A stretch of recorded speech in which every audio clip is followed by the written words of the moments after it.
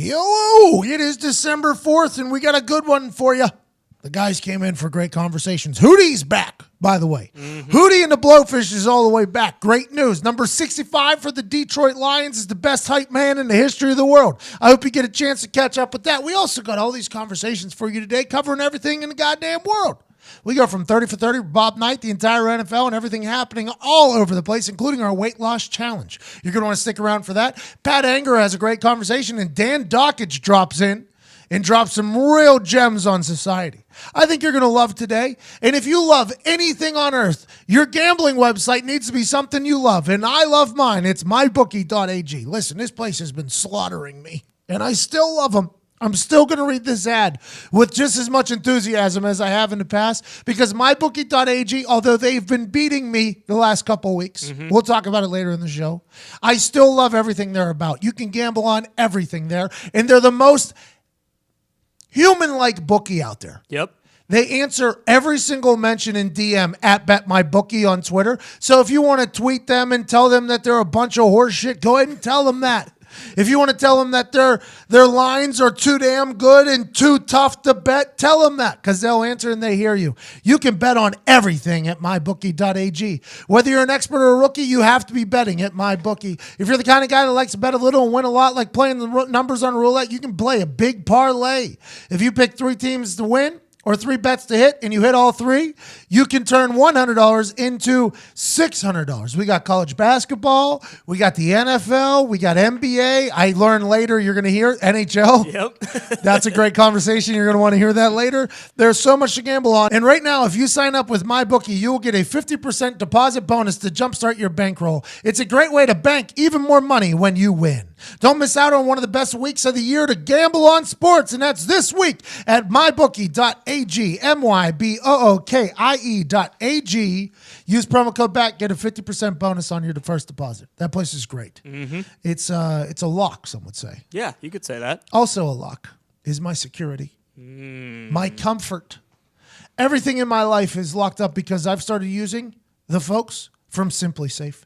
You want to make sure nothing comes between you and protecting your family this holiday and save hundreds of dollars while you're at it? Yes, you please. need Simply Safe home security. If a storm takes out your power, Simply Safe is ready.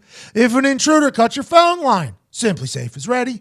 Say they destroy your keypad or your siren, Simply Safe is ready, and will still get you the help you need. Here's what I love about this. Maybe it's overkill. Maybe it's the last thing you want to think about during the holiday season, but with Simply Safe, you are always ready for anything. They believe nothing should get between you and protecting your family. That's why Simply Safe doesn't cost an arm and a leg.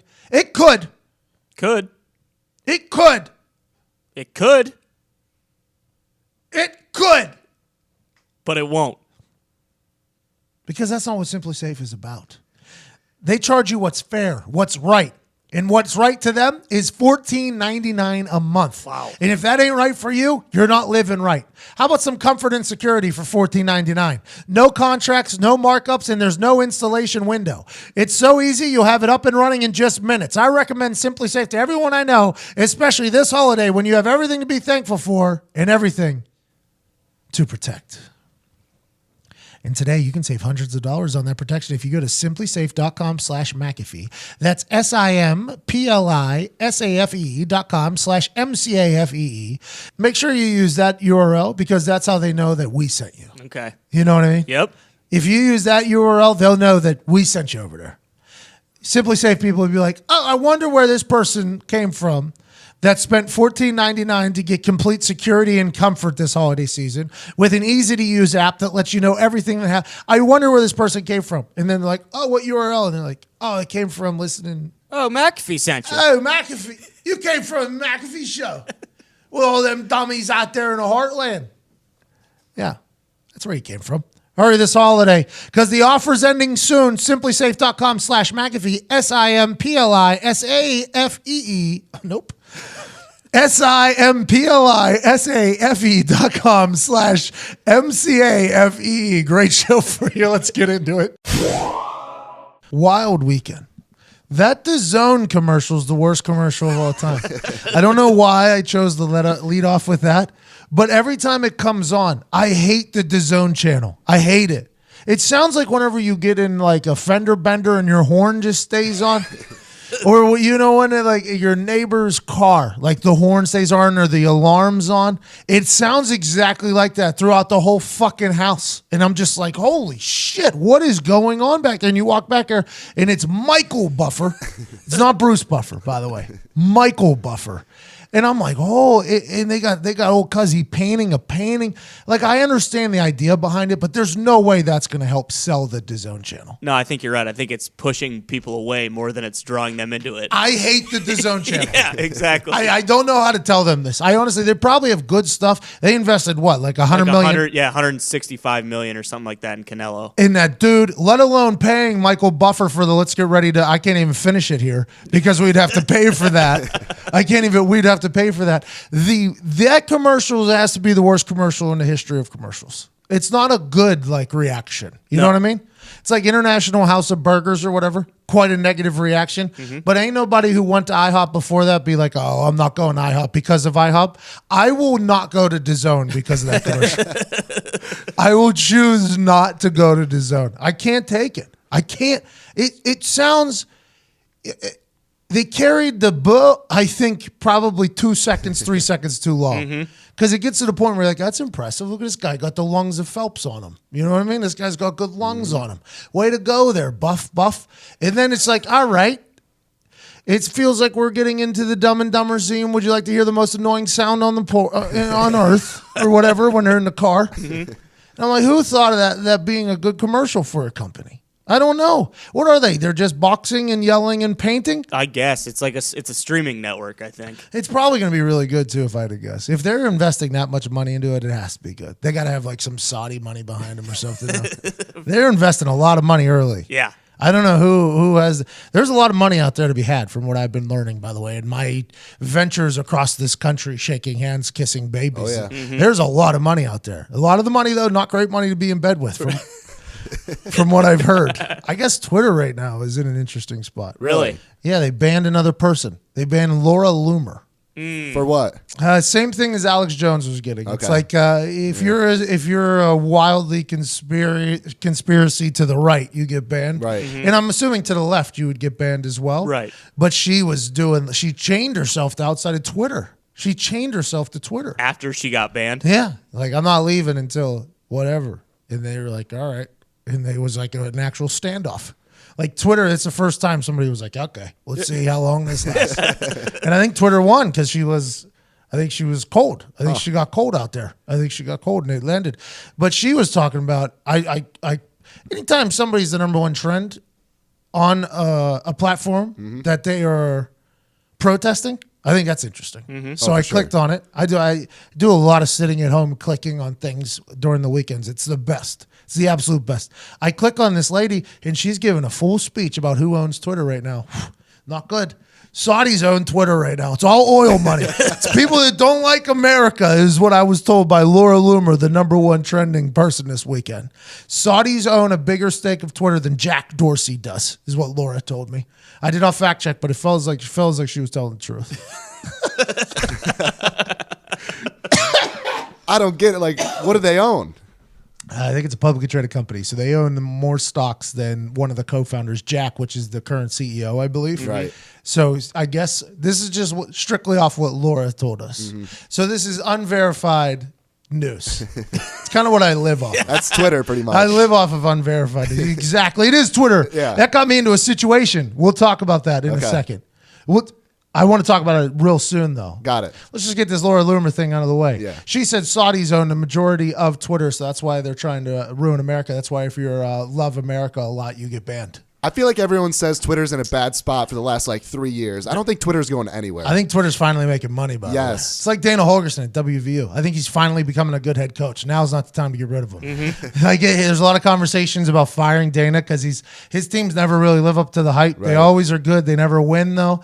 He came in early and won a big Orange Bowl because of Bill Stewart's recruits and stuff like that, which he still had to make happen. I understand that. But I think he's finally learning how to become like a good head coach. And it's like, if we fire him now, it'd be very stupid. I think that's what's happening in Twitter, too. They're finally learning how to make money. They're finally learning how to be like an app that is worth a shit. Yeah. And now it's what happens, though. You become a target. You become a target whenever you get to the top. You become a target. That's true. I was going to say, because, like, obviously, you know, like, I'm a small fish. Like, you don't ever notice any changes on Twitter, like, if you're not in that position, you know, where it's like... I notice. Well, that's what I was going to say. I assume someone like you probably notices a little bit more, but... I'm a Twitter OG, man. I've been doing Twitter a long time. 140 characters. 140 characters at a time. I was grinding away, and then they just gave 280 to everybody, because everybody gets a trophy these days. And videos, GIFs. There's a lot of stuff. It's really evolved. I think Twitter is the best place on earth, though, for news and everything. It beats everything. It beats everything. Yep. I learn about everything on Twitter before days, sometimes ahead of everybody, like even on the national news. I'm like, how do you motherfuckers not know this? Yeah. This is literally old news, cuz. That's like 3 news stories ago on Twitter. Twitter is, I follow somebody in North Korea on there, and I really feel like I get the real news from there. There you go. I think it's one of Kim Jong's people. So I'm probably getting that. So Indy Star this weekend, Greg Doyle. Okay. This is where Twitter unverified news really gets you. Okay. So Greg Doyle, who is a writer for the Indy Star, very talented writer, very, very talented writer. He did. He wrote about my first stand-up experience. He was behind the scenes all the time. Greg Doyle, very talented writer. Man, I have a lot of respect for it. Was at a high school basketball game this weekend. Center Grove versus, I think, Cathedral. Okay. It's a high school basketball. In Indiana, high school basketball, really big fucking deal. Really big. And when we talk to Todd later, we'll probably find out why, because of the 30 for 30 Bob Knight. Bob Knight, very big influence in Indiana. I think it's the home of basketball is what they call it. Yeah. They very much love high school basketball here. They have like 10,000, 15,000 seat arenas, basically, for these high school basketball players. And a lot of players come out of Indiana. A lot of big-time players come out of Indiana. Oh, yeah. So it's a thing. Greg Doyle's at a game, and Center Grove is the home team, and it's in their gym. And Cathedral is shooting free throws, and Greg Doyle is just taking in he's a writer who just takes in the scene and then writes about it, he's talented at it. He sees this guy, because he's hard to miss. His name's Fred the Distractor from Center Grove, okay? Fred the Distractor is this larger power lifter guy, blonde-headed kid from Center Grove High School. I guess he's a senior. We're talking he looks like he's like He looks like he's about 6 foot tall, 300 pounds. Okay. Huge white guy, Gotcha. Very pale skinned. And he is doing these incredible things to try to distract the free throw shooter. As a former student section member, which I was at Plum High School for our basketball team, I respected this move. He was right behind the hoop. This was a big dude. He was hitting splits. He was ripping his shirt off. And I'm talking, how far is the foul shot? How many feet do we know? I don't. I don't, though. Do we have any idea what that is? 15, 12? That's what I would guess. Yeah. Is 15 feet. Okay, Yeah. so he's 5 yards away from there. Yeah. This kid is probably 10 yards away from him. He's standing directly behind the hoop. Best spot. So he is eye to eye with this shooter. Eye to eye with the shooter, big old body on him, hitting splits and ripping his shirt, and he's shirtless in a split at this one point. And I'm watching this. I'm like, this is unbelievable that anybody's making a free throw. By the way, if anybody makes one, I don't know how. This guy is less than 30 feet away from me doing outlandish shit. Right. I think Duke one time. There's a video on the internet where this guy did like a butterfly or something, Yeah. came out of the circle there behind. I don't know how anybody makes that with that shit going on in the background. Yeah, you used every- to have a guy in the Speedo back there, Yes, too. Yeah. yes, Going exactly. apeshit. Yep. That's exactly like that. I enjoy that, right? Because in my head, Fred the Distractor, that guy, is putting his school on his back at that moment. This is a free throw, but no. I'm not in this game. I didn't practice all week. I can't score a goddamn point. But right now is my time to help my school, my town, my community. Fred the Distractor said that. I got you guys. I'll put these American flag pants on, and I'll hit a goddamn split right here on the wood for this town, this school. So Greg Doyle posts a video of him, and I see it, and I'm like, holy shit, this is awesome. I find this comical. I find it entertaining, and I respect what he's doing for his school at the time. So I thought. What I didn't see was, you see, because I wasn't at the game, I guess one of the shooters, not the video that I posted, but at one point during the evening, one of the shooters has a bad thing of epilepsy. Yeah. Like he's a national epilepsy foundation support. Like he is Advocate, a spokesperson for epilepsy, right? And I guess at one point said student section with Fred the Distractor tag team to distract this guy, and we're telling him to have another seizure because he's epileptic. And Fred the Distractor does the flopping fish is what he called it, but it sure looked like he was having a seizure on the court. Okay, I did not know that. I had no idea that happened, but I all of a sudden promoted something that was very much taking a terrible shot at somebody, which I did not respect. Right. So I issued an apology, and I was called disgusting by people on the internet for promoting Fred the Distractor as if I was in the gym listening to them tell him to have another seizure. I was getting attacked. So I saw your apology. I didn't know any of the story at all. Yeah. I thought it was a very genuine apology. Well, I had to explain my entire, because I knew, so I had to send to the kid, because I didn't want that kid who is doing a lot of good, for the National Epilepsy image or whatever. Right. And I knew if he had been through some real shit, if this was happening, like you're not just going to come out and support if you haven't really bad one. I guess his story is he's really had seizure issues. Yeah, he's had them during games before. Like bad. Yep. So I didn't want him to think that I was anywhere near supporting something that was bashing him, because like I said, I had to get police escorted out of high school games. I understand what it's like to be the target of a student section. My mother, Sally McAfee, still hates an entire town to this day because of the things that their student section chanted and said to me. And it was probably my fault, to be honest. I'm nothing like this kid. I used to embrace the heel with the student section. Right. Like I used to fire balls into the student section when playing soccer. I used to chirp back at the student section. If I scored a goal, I was not scared to go stand right in front of their student section. I was a full-on heel. I was embracing it. And it got me. It got me. When things went bad, it got me. But that type of stuff hardened me for whenever I got 27 death threats after my junior year, right? Like that situation kind of hardened me. Definitely. There was a couple times where I would go lay my head in bed at night as a high schooler, and I would have another student section chanting things about me and my family at the time, and my friends, terrible things. And the first couple times might have got to me, but then there was a moment where I was like, yeah, you know what? Yeah, okay. We're going to go ahead and embrace this and fuck these guys, right? Yeah, definitely. But my mom didn't have that moment. My mom didn't have the moment. My mom didn't have the moment when she was like, yeah, fuck these guys. She very much took it to heart, and she hates this entire town because of it. So I didn't want the kid or his family to think that I supported that, because I understand that that's a terrible thing. So I wanted to very much issue an apology to him. But everybody that was tweeting me, calling me thinking that I would have known any of that was happening. Exactly. You are the worst thing on Twitter. Yeah. You are the worst thing on Twitter. Gaslighters. That's what you are. You are the worst thing on Twitter. I almost said that too, but it was just such a touchy subject. I was like, I don't want these people coming at me when I'm sitting on my bed on Friday night watching a video from an Indy Star journalist being put out. You know what I mean? Like a guy I respect. Greg Doyle had no idea that was happening either, by the way. I don't want to say Greg Doyle isn't a part of this, but we literally had no idea that this happened. Mm-mm. It's terrible that it did, though, and I hope it all gets settled somehow. I don't know how it does. Center Grove, the kids came back and said, no, we didn't say that.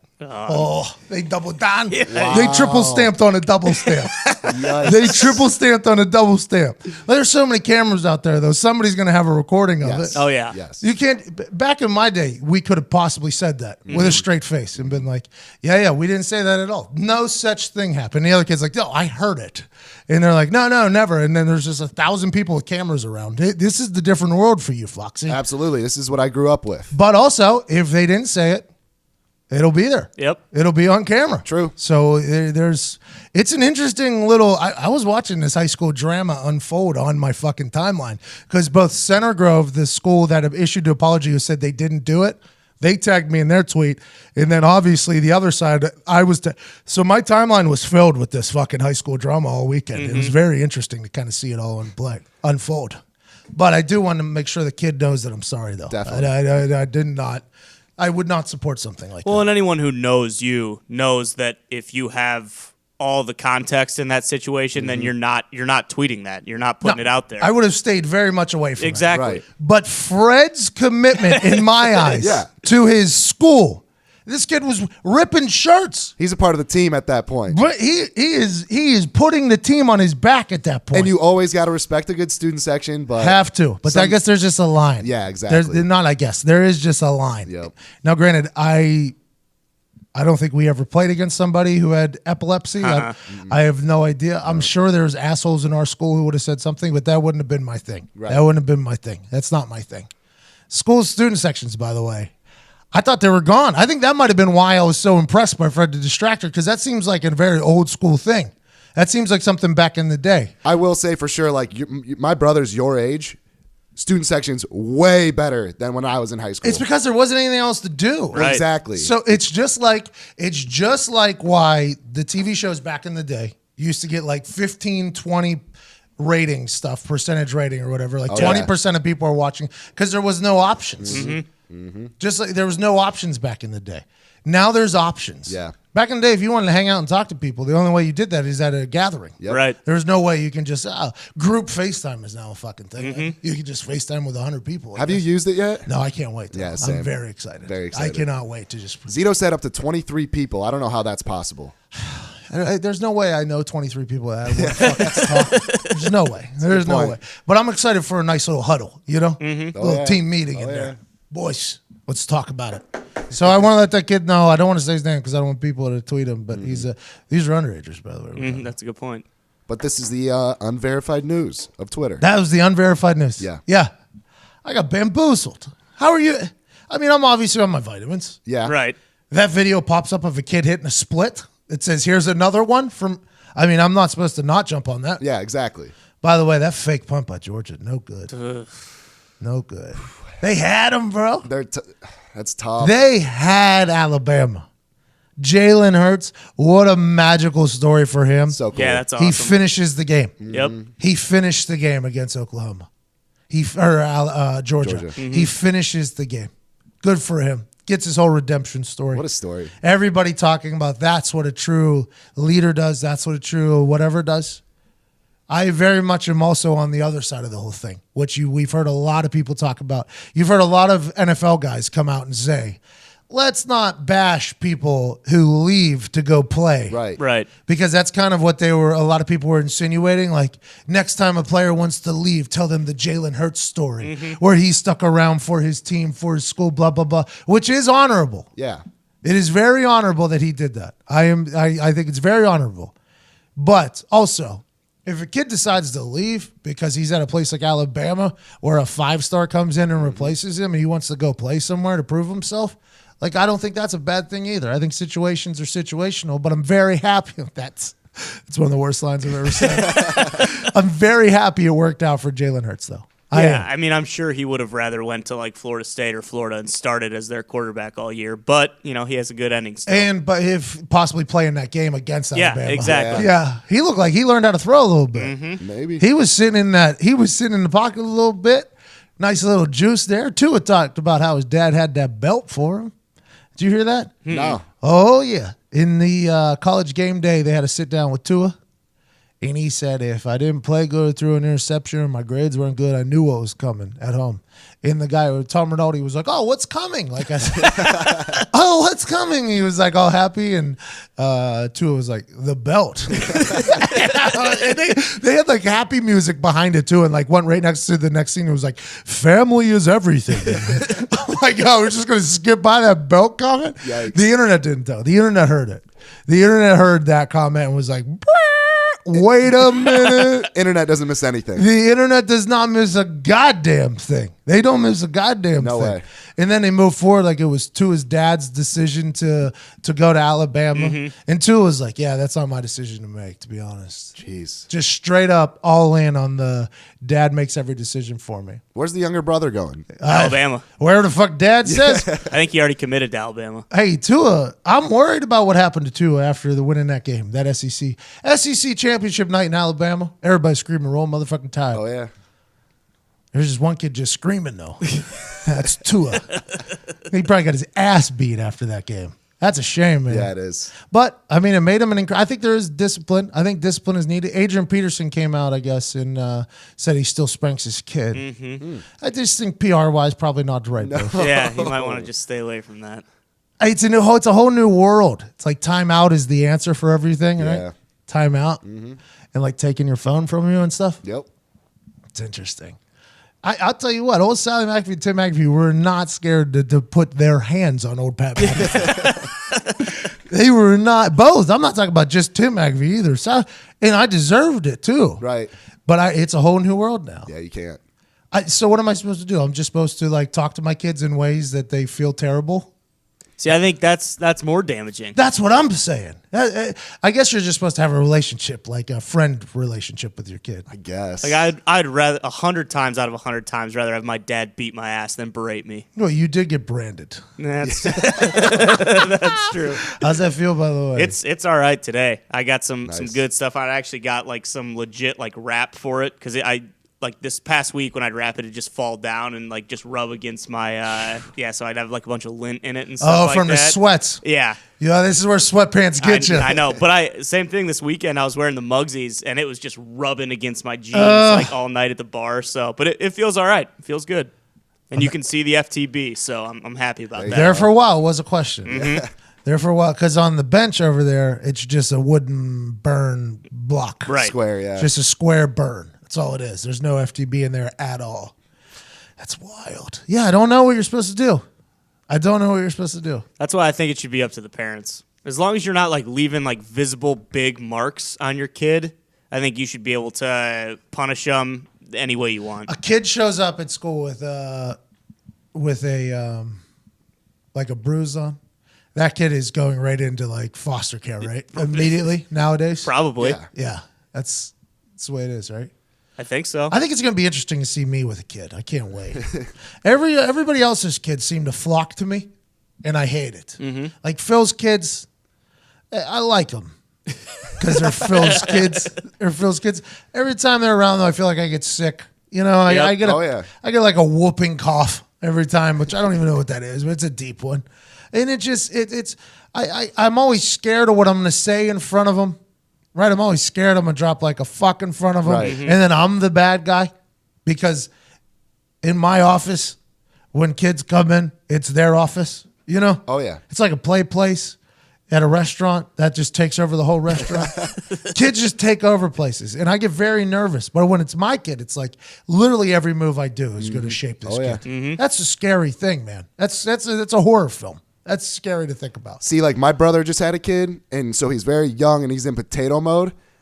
That's the scariest part. I think I'm holding this thing, and it's just like the most fragile thing in the entire world. And its little head there is not stiff. I mean, it just goes like it a just Pez goes everywhere. dispenser. Yeah. And then his wife's watching, making sure I'm doing it, and it's just like, this is a lot of pressure. Yeah, because if you don't do it right, they're never going to let you touch their Right. tongue. And then if something's wrong with the kid, my fault. You also hear the stories of like you look away for like 2 seconds and then the kid's like rolling down the stairs or something like that. Like they don't care. They're looking to go die any chance they get. I'm nervous. What if that happens to me? You'll be all right. I'm about at that age to get them. Yeah. I'm about at that age. Thinking about it. No, I'm not because we have so much going on. True. So there's so much going on at any given moment. To those listening, the meetings that I've been sitting in, I don't think you would truly comprehend. Because I don't, to be honest. I don't understand them. I walk in with sleeveless hoodies into these fucking companies that just sold for like $100 million, and I'm supposed to talk to them with a straight face like I'm supposed to be in there. And then there's publicly traded there's been 3 publicly traded companies who have tried to convince me to move out of Indianapolis. 3 of them so far. And I haven't. I enjoy this place. But all the conversations with those are very hilarious to think about. Very, very hilarious. In 6 months from now, I have no clue what my life is going to be. No clue. No clue. I could be running a tech company. I'm getting recruited to become a boss at a place. It's unbelievable. It makes no sense at all. It's awesome, though. Yeah, but when you go to bed at night and you lay down, it'd be nice to have a little bit of direction. Right. You know, it'd be nice to be like, okay, tomorrow, just going to knock this, and this out. Right now, it's like, tomorrow, okay, going Gotta go work out because could potentially be doing something in that world. And like 3 months from now, could be the biggest thing I've ever done in my entire life. Yep. Okay, also got to do that. Okay, got to start reading like Business for Dummies because potentially. Okay, got to do that. All right, got to go over here. Got to work on my filter because I could potentially be on one of the main networks every single day of my life. Okay, got to think about that. Maybe buy some suits because there is a chance you could be in suits. It's just there's no direction right now. There's absolutely none. So I'm just enjoying the shit out of it. But it's a very wild time to be me. Very wild time to be me. Very wild. I can't wait till I make my decision, by the way, so you guys can all hear me roast all the other shit that I do. That's what I'm waiting for. I can't wait. I can't wait to tell the stories of the shit that I've had to, I don't want to say do or endure. Right. But I mean, I've shook some hands with some terribly terrible people. Mm-hmm. And just, not by terrible, I don't mean like morally or ethically. I'm just talking about if I ever worked with that person, I'd want to kill myself. Yeah. And those are the hands that's what those conversations are for, though, by the way. Yep. I think that's what all those conversations are for. Yeah. Could you work with this person? Mm-hmm. Mm-hmm. Finding out. There's a lot of no's. There's a lot of no's out there. Deontay Wilder and Tyson Fury. That was awesome. I didn't watch it. I got the highlights on the internet. yeah, me too. The next day. How about Fury be 12th round? Yeah. Mauro Ranallo, by the way. Ranallo, Mamma Mia! He comes in with that whenever it's a knockout. Yep. The Mamma Mia call is only whenever something huge.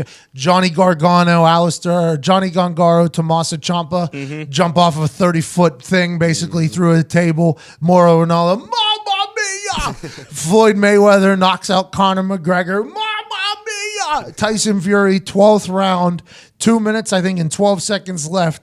Deontay, the Bronze Bomber Wilder, delivers a two-piece Tuesday on Tyson Fury, knocks him down, dead. 12th round, by the way. Could just be fatigued at this point. Sits up like the fucking Undertaker at 9. Gets up. Tie, draw, see you later. Tony, the ESPN boxing guy, loses his goddamn mind about it. Says he's sick of it. I want you to listen to it, actually.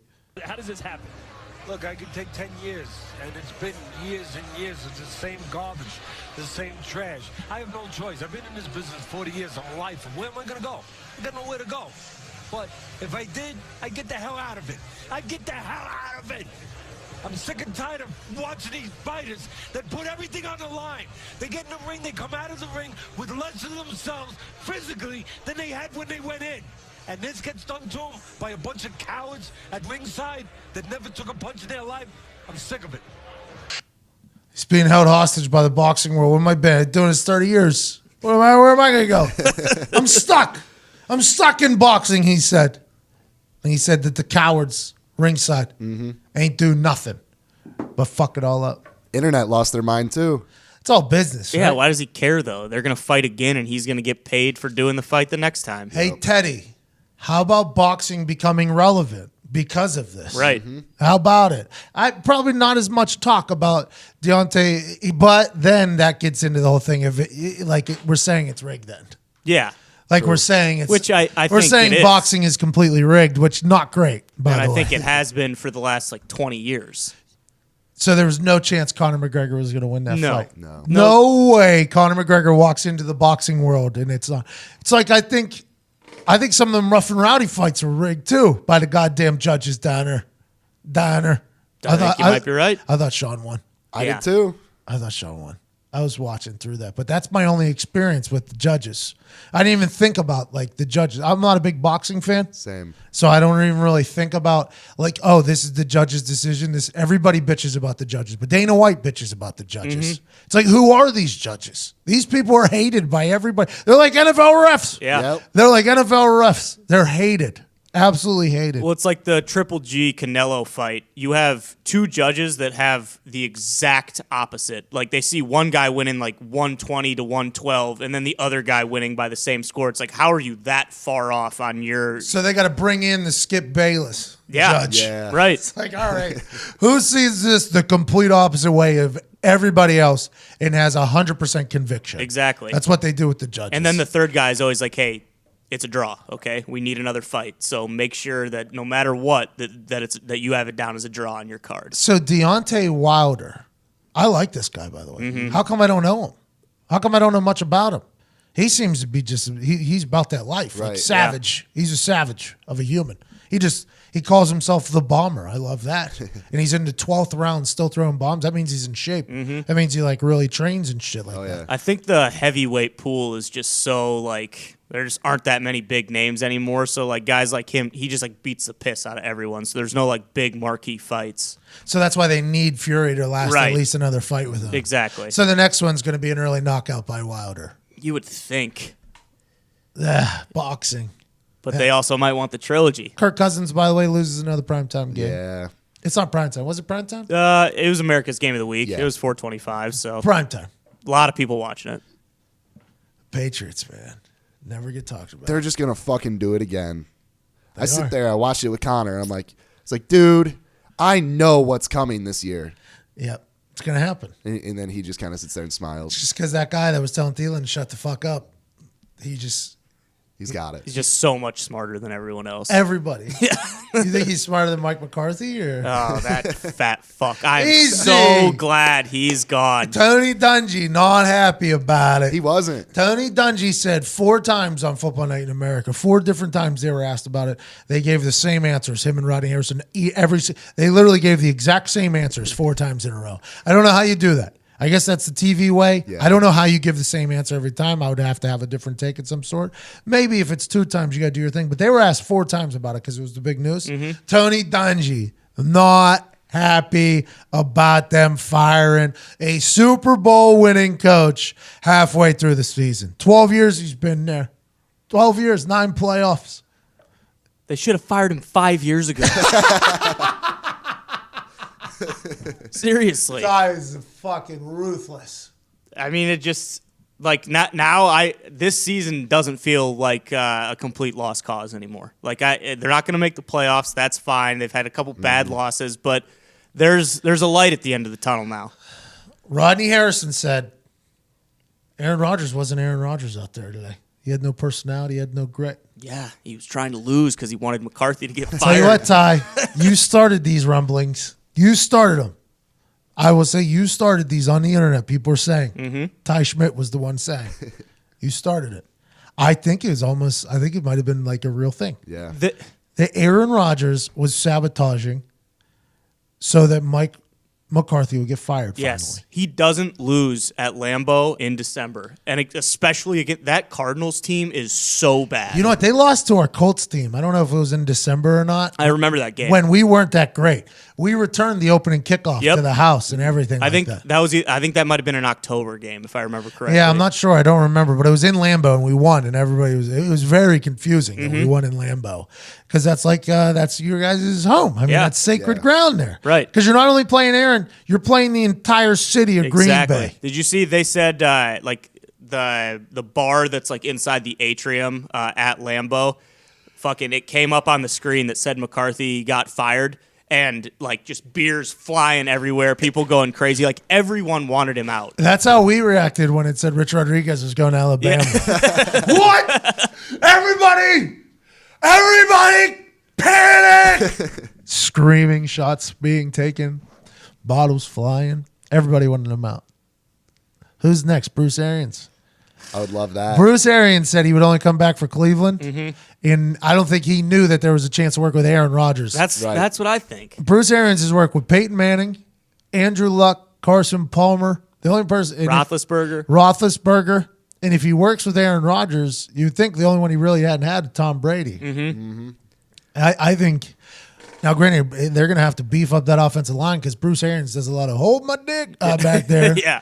But Aaron Rodgers has the arm in I think he's the good guy for Bruce Arians to be pulling the strings for him. With that Kangol hat, Green Bay. I saw ESPN's pushing McDaniels. I just don't see that happening. I think if he's stayed in New England this long, why wouldn't you just stay until like your head Belichick's coach gone? Exactly. Yeah, I thought that's what would happen. What happened whenever he was flying en route to the Colts? Right. Colts had lunch ready for him and everything. A whole schedule ready for him. Because Belichick's got what, maybe 4 or 5 years left. Who knows? That guy might coach for another 20 He years. might. Who the fuck knows with Bill? He was telling a guy to shut the fuck up last night. That's true. That's like a youth thing if I've ever seen it. Belichick doing that is just awesome, by the way. That's like Saban. We were like, what if this could be his last year, or he could go 10 more years. Saban, fake crying, by He the was way. crying. That's why I said it. It's fake. Yeah, I know. That was fake. He was just like happy. Yeah, That was fake crying. I don't think he even gets happy. I don't even think Nick No. Saban No, he gets doesn't. happy. It's just like, yeah, we did it again. Yeah. Like he's just excited that he gets to win again. He's rubbing it in. Yeah, but the fake crying, I think, was him trying to look human. And now, granted, somebody's probably going to tell me that was real, and I misread the situation, which it might have been. Right. But there was somebody else who did it too on the field. Somebody else had a fake cry. It seems to be that's the coach's move after the thing is like, oh, we're supposed to be emotional here. It doesn't seem genuine to me. I don't know. I could be wrong. I've been away from the game for a few years. Right. I could be wrong. But it feels like those cries were fake. Yeah, The definitely Nick did. Saban one did not feel like it was real. No way. I don't think he knows how to cry. That's what I'm saying. I don't think Nick Saban. I think Nick Saban has lived through so many things that there's not much that's going to make him cry anymore. Like an SEC championship against Georgia is going to make Nick Saban cry. They're going to make the playoff either way, I feel like. There was people were outrageously saying that team could beat an NFL team. And he's crying. Outrageous. People were saying. Who would say that? People were saying. I did see that. People were saying. By the way, me putting that tweet out that people were saying that, I got both sides coming at me. So I had both sides coming at me. I had the people who didn't know that I had said that earlier, basically saying that anybody who said that is a fucking idiot. So those people were coming at me. And then everybody that knew that I said that earlier was like, oh, who said that? Who's the idiot there? I was getting attacked from all. That was a bad tweet for me to put out. Got real negative on the timeline. I there. laughed at it, though. Well, I appreciate that. Yeah. Good interaction. Yeah, we definitely got good interaction, but it was a negative one, and I don't love it. I don't love the negativity in there. It was hilarious. I enjoyed it a lot. But to think that Nick Saban would cry because they win the SEC whenever the team was being heralded as his best team of all time. I don't know. Maybe he was that happy for Jalen Hurts. Maybe. But didn't he just string along Jalen Hurts and told him that he might be the starter? Big time. I don't know, Nick. I think you're an incredible coach. If I was an Alabama fan, I'd be a big fan of yours, but let's not try to act like a human. We know you're not. Yeah. We know you're not a human. He would have been at Jalen Hurts' throat if they would have lost that Oh, game. Jalen Hurts, he would have said, I wish he would have left. Right. Yep. I wish we didn't even have the option to put him in. Or maybe not. Who knows? Maybe I don't know Saban well enough. He had the kids at his house on his boat before the season on a ESPN Hard Knocks like show. Yeah. He seemed pretty human there. I don't know. He's not. I don't know, man. He's not. I don't know if he's. I think it's because I've seen him as such a robot for so long. I don't think he's an actual human. Well, that's like the Belichick thing, too. When Exactly. he says, fuck you, like that I was love awesome. that. Like that's human. And that's not where we're on to Cincinnati. Yeah, No. exactly. No, that's hey, fuck you too, man. I bet you Yes. Belichick. I bet you if you're friends with Belichick, good guy to be friends with. Oh, Oh, yeah. yeah. I bet you, just like Saban too, by the way. I bet you're friends with Saban, good guy to be friends with. I don't think that was a real cry though. Nope. I don't think so either. You know what though? As I'm getting older, the more movies I watch, I get a little choked up at the end of them. The more movies I watch, the more choked up I get about things. Maybe he did realize that was a big moment for Jalen and got choked up. It's the holiday season. Everyone's in their feels right now. Coaches don't even go home. Coaches don't even know it's a holiday season. True. The only holiday season is like when recruiting day starts. Yeah. That's their only holiday. Those coaches have no lives. Robots. At Todd McComas has joined us, host of Heartland Radio 2.0, stand-up comedian who will be in Fort Wayne and Dayton. Yes, sir. Yeah. ToddComedy.com to go check that out. Todd, Yes, sir. you watched, you're an Indiana native. I am. I talked earlier about high school basketball being huge here. Huge. High school basketball is gigantic here. Gigantic. And I think Bob Knight is a big part of that, Indiana loving basketball, right? Yes. Especially like when I was growing up. He was Jesus to Indiana. Legit. Yeah, he was the biggest thing Indiana had ever seen. He was Indiana. I mean, he was the face of Indiana. So him doing all his crazy stuff, but the basketball team was a good basketball team. Right. Which was something Indiana could rally behind. Hardworking, successful, good sportsmanship team. Yeah. And like in the 90s, if you were from Indiana, say you were from Lafayette, Indiana, West Lafayette, home of Purdue University. If you went to another state, say you were in like Colorado or something, and they were like, "Where are you from?" And they'd be like, "Oh, I'm from West Lafayette, Indiana." And they'd be like, "Oh, Bobby Knight country." You know what I mean? Yes. Yeah. No, he's like, "No, I went to Purdue," but it was that big. Bobby Knight, which is Indiana's rival, by the way. People don't know. Purdue, Indiana, in-state rivalry. It's the thing. Many people don't know, though, Bob Knight was this state for a long time, and it's ugly now. It's real ugly. His legacy. Ooh. And you kind of feel bad because he's so old now and he has dementia real bad. They say he doesn't even know where he's at most of the time. Still alive, right? Still alive. Which is, he's hanging on now. Yeah. They brought him into where I'm from, the Shelbyville Casino, I think, last year for some kind of paid appearance, and they said it was like Weekend and Bernie's. It was like guys just basically just holding him up to sign stuff. It was sad. Okay, so for the 30 for 30 last week, ESPN, I didn't see it because they aired it at the same exact time as something else. Yeah. Thursday Night Football. Yeah. They had to compete against that. There it is. And it's not, by the way, it's not on again until December 11th. I looked through the on-demand thing because I was trying to like just deviate. I was hoping they ran it like 3 a.m. or something. Mm-hmm. I was like, I was going to just record it so I could watch it. It's not on again until December 11th. It's impossible to find. I can't fucking find it. Yeah, I DVR'd it. I'll give you my login. We can stream it one Thank day. you. Appreciate it. That means a lot. What did you think after watching it? Interesting reaction from that thing. It was, because it was very divided, because I was reading last night and this morning kind of the reactions on it, because I didn't watch it until last night. And it was very divided in the fact that some people were still of that opinion, like, hey, that's the way things were. You know, this kid, Neil Reed, the one that brought the most serious allegation to the forefront. Choking, right? Yeah, the choking thing, that he was just soft. He couldn't hack the program. That's not the program's fault. All this stuff, just let it go. It wasn't even a bad choke, all this stuff. And then the other side. So they were commenting on how good the choke was. For yeah, basically, yeah. Like, it's brilliant. He restrict the airflow. Yeah. It should be allowed. He knew right where his carotid artery was. That's funny. And the other half, of course, is like, no, he was this horrible monster the whole time, and nobody knew it. And kids just didn't blab back then. It was before social media. You can never have a Bob Knight now, right? Well, you've said this many times. Yes, never. You can never have another Bob Knight because of social media. Yep. And you even now, so you had a tough coach. Yes, Rich Rodriguez was I think he was a very big of a hard-ass coach. I'm not sure it's going to be something easy to do. You're going to have to get grandfathered into being a hard-ass because nowadays, without that resume, it's going to be tough to earn the respect of people to be able to be a hard-ass, if that makes sense. Yeah, absolutely. Yeah. Now, I'm not saying because I don't know, you have to fill me in on this. I'm not saying he is like an equivalent of a Bob Knight, but knowing he has a tough reputation, you had to see some kids that just mentally couldn't handle it. Yes. Right? And just washed out. Yeah, and like, they quit. Fuck it, I'm out. Yeah, they quit. Yeah, or transfer or whatever. It felt like Rich Rodriguez, every once in a while, he would do something where he was trying to get rid of the weak people, right? Like what we were doing, it seemed like this is a ridiculous thing that we're doing.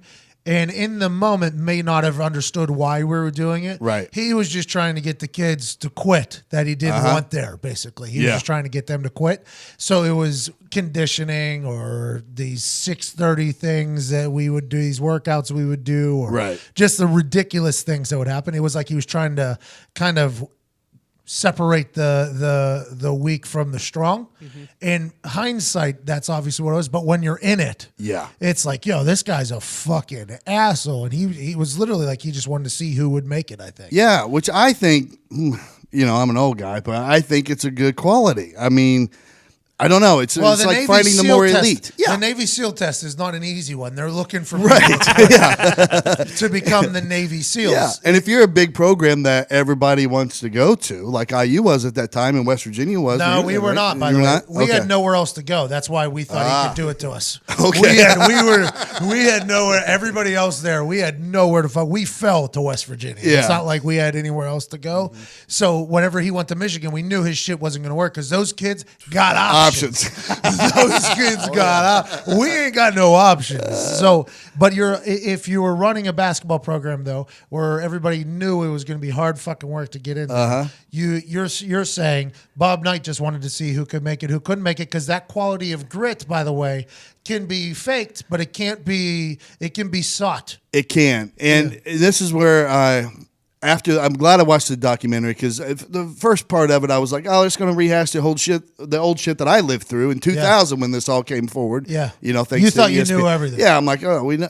Well, what he added in this, it showed a lot of the behind-the-scenes battles that they went through to even get that 2000 story off the ground because Bob Knight was so fucking powerful with TV and everybody because he sold. You know what I mean? He made the NCAA a fuck ton of money. A lot of money. Even beyond IU. And so... Every arena he went into sold out. Yes. He was the Beatles. Yeah. And to see how much power he had, even over an independent reporter for CNN and Sports Illustrated, was pretty powerful. Like it gave a real dictator type feel to him that I didn't think about because it showed all these. Like he had almost ruined some journalist careers in his day. Never like knew that. if he fucking hated you and you were an Indiana sports reporter and he fucking hated you, he could end your career. He had that much power. And people also associated with the IU program. And then it shows Neil Reed, that interview with Neil Reed, and then they did follow-up. Neil Reed passed away in 2012 of a heart attack. I guess he was born with a heart condition. I saw a lot of tweets to Dan Dakich about because Dan Dakich, I guess, was a part of this documentary. Yes, he was at that practice. He says that he was on the other foul line when the choke happened on the other end of the basketball court, so he never saw it. But he said he spoke up for it. I saw him fending off a lot. There was a lot going on Dan Dakich's Twitter while it was happening because it's wild to think that Dan Dakich, a guy we know who is now a personality, was a part of this huge 30 for 30 situation, very much so, right? Yeah, and I mean, in 2000 when this came out, it was the biggest thing in sports. Was his name mentioned, Dan Dakich's? Yeah, Neil Reed, his story, he claimed that Dan Dakich, he said he listed a bunch of people that broke the two of them up, which wasn't covered in the video because the video shuts off right after the choke and the coach pulls his hand back. But he claimed... Isn't that convenient? Yeah. He claimed a bunch of people broke it up, and he said, and I think Dan Dakich was there and helped, but at least acknowledged he was at the practice. Dakich was taking some heaters on Twitter, man. Dude, here's what I wonder in my mind, because I don't know where his allegiance stands with Knight right now, but so through this whole battle and getting the story released, IU was threatening to sue the CNN and all these things, which was slowing it down, and then surfaces the fucking tape. It gets mailed to Robert Abbott, the reporter, the journalist that was working on the story, and he called IU officials. CNN had everybody in for a big meeting to watch it for the first time, and there was no return address on it. It was anonymously donated to this Abbott guy, but the stamp was postmarked in Ohio, and I'm pretty sure I'd have to look at it. In 2000, Dan Dakich was coach of Bowling Green, Ohio. Dakich said he knew who it was. Oh, okay, so it wasn't Dakich. Dakich said they knew who sent the video. They knew who sent the tape. It had to be a staffer, right? No, yeah, he said that some guy was claiming to have it for... Hold on. Let me scroll back to Thursday night Dakich. I do love that about this Dakich, is interesting, though. by the way, because they did not release on the documentary. Dakich did, though. I'm telling you, man, he was, because it was Thursday Night Football was happening, right? Right. Thursday Night Football is happening, so I'm just scrolling through Twitter, and Dakich is just like, he's talking about the 30 for 30. I'm like, is that on right? There's no way it's on right now, is what I was thinking. And then I guess it was. I didn't even notice. And I missed it. I missed the whole. Yeah, it came out at like 7:30, I think. So it ran. Yeah, it was a weird time. Yeah. I almost want to call him and have him on. The one guy said that he used to hate everything about Dan Dakich, but now he's come around. He likes his stuff, and that. How I am. And then Dakich just put haters be liking. That's exactly how, because he used to go at Michigan State, and Michigan State used to go at him. So when I'm in high school and college, of course, I'm like, oh, fuck this guy. I love him now. That's what he doesn't hold. He goes at everyone in the Big Ten. Exactly. I just texted him. I would like to have him on. It was cool about the Neil Reed part because I was one of the people that they were showing in the documentary that was like, fuck Neil Reed, hanging from a tree, fucking, if I would have been living on campus, I would have been lighting shit on fire just like he did. Like they did. Ty just put his finger over to the edit button. I just slowly moved his finger over to the edit button. That was in the documentary, Ty. Yeah, they actually had Neil Reeds hanging from trees on the campus of IU. Yeah, that was So I would, if I would have been on campus, I'd have been in there in the mix because in my mind, I'm like Bobby Knight's basketball Jesus. What the fuck you talking about? It's just a soft kid who couldn't hack it. And then now you look at the documentary and everything, all the gaps are filled. It's more like probably he wasn't the strongest guy mentally, even though he was a tough player. But 3 years of being mentally tormented and tortured just ate this kid up. Like it ruined his life for a long time after IU. So I felt bad because now I'm like, I think this was Coach Knight's fault. Is Dakich on the line? Dan, nice show. No. Okay, Dan, I know you're a busy man. I just want to ask you about your Twitter on Thursday night. Yes, sir. Okay, so I was watching Thursday Night Football. I scroll through my Twitter, and all of a sudden I see you on a Twitter run, answering people's questions, going after some people who are saying things to you. I had no idea that the 30 for 30 on Bob Knight was even running until I saw your Twitter, and then we started doing some research. You were in it literally through the whole thing. You were in that whole Bob Knight thing. The whole thing. The whole damn thing.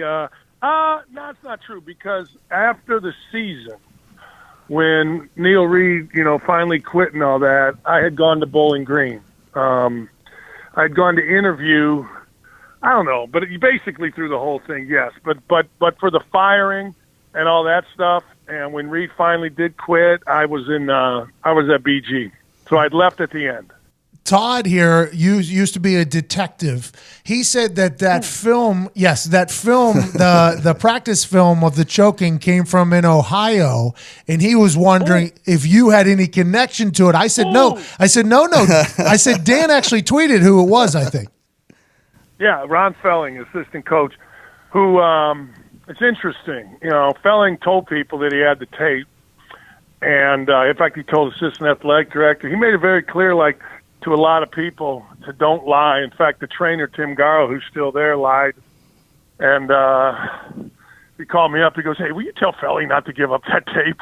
So I called him. I say, "Dumbass, don't give up that tape. What are you doing?" And, Felling was a good friend of mine, actually. And, he and Reed's dad were best of friends. And, in fact, if you watch that tape, there's a guy that walks right across in front of Neil Reed and Coach Knight as Coach Knight's grabbing him, and that's Felling, who, as I said, was the mom and dad's best friend. They were, in fact, Felling, the guy who gave up the tape, was ultimately got Terry Reed, Neil's dad, his old high school job in Lawrenceville, Illinois, which Terry screwed up. But a lot of stuff going on there, my brother. Well, Dan, how did you feel about it? Because you were there for Neil's freshman year.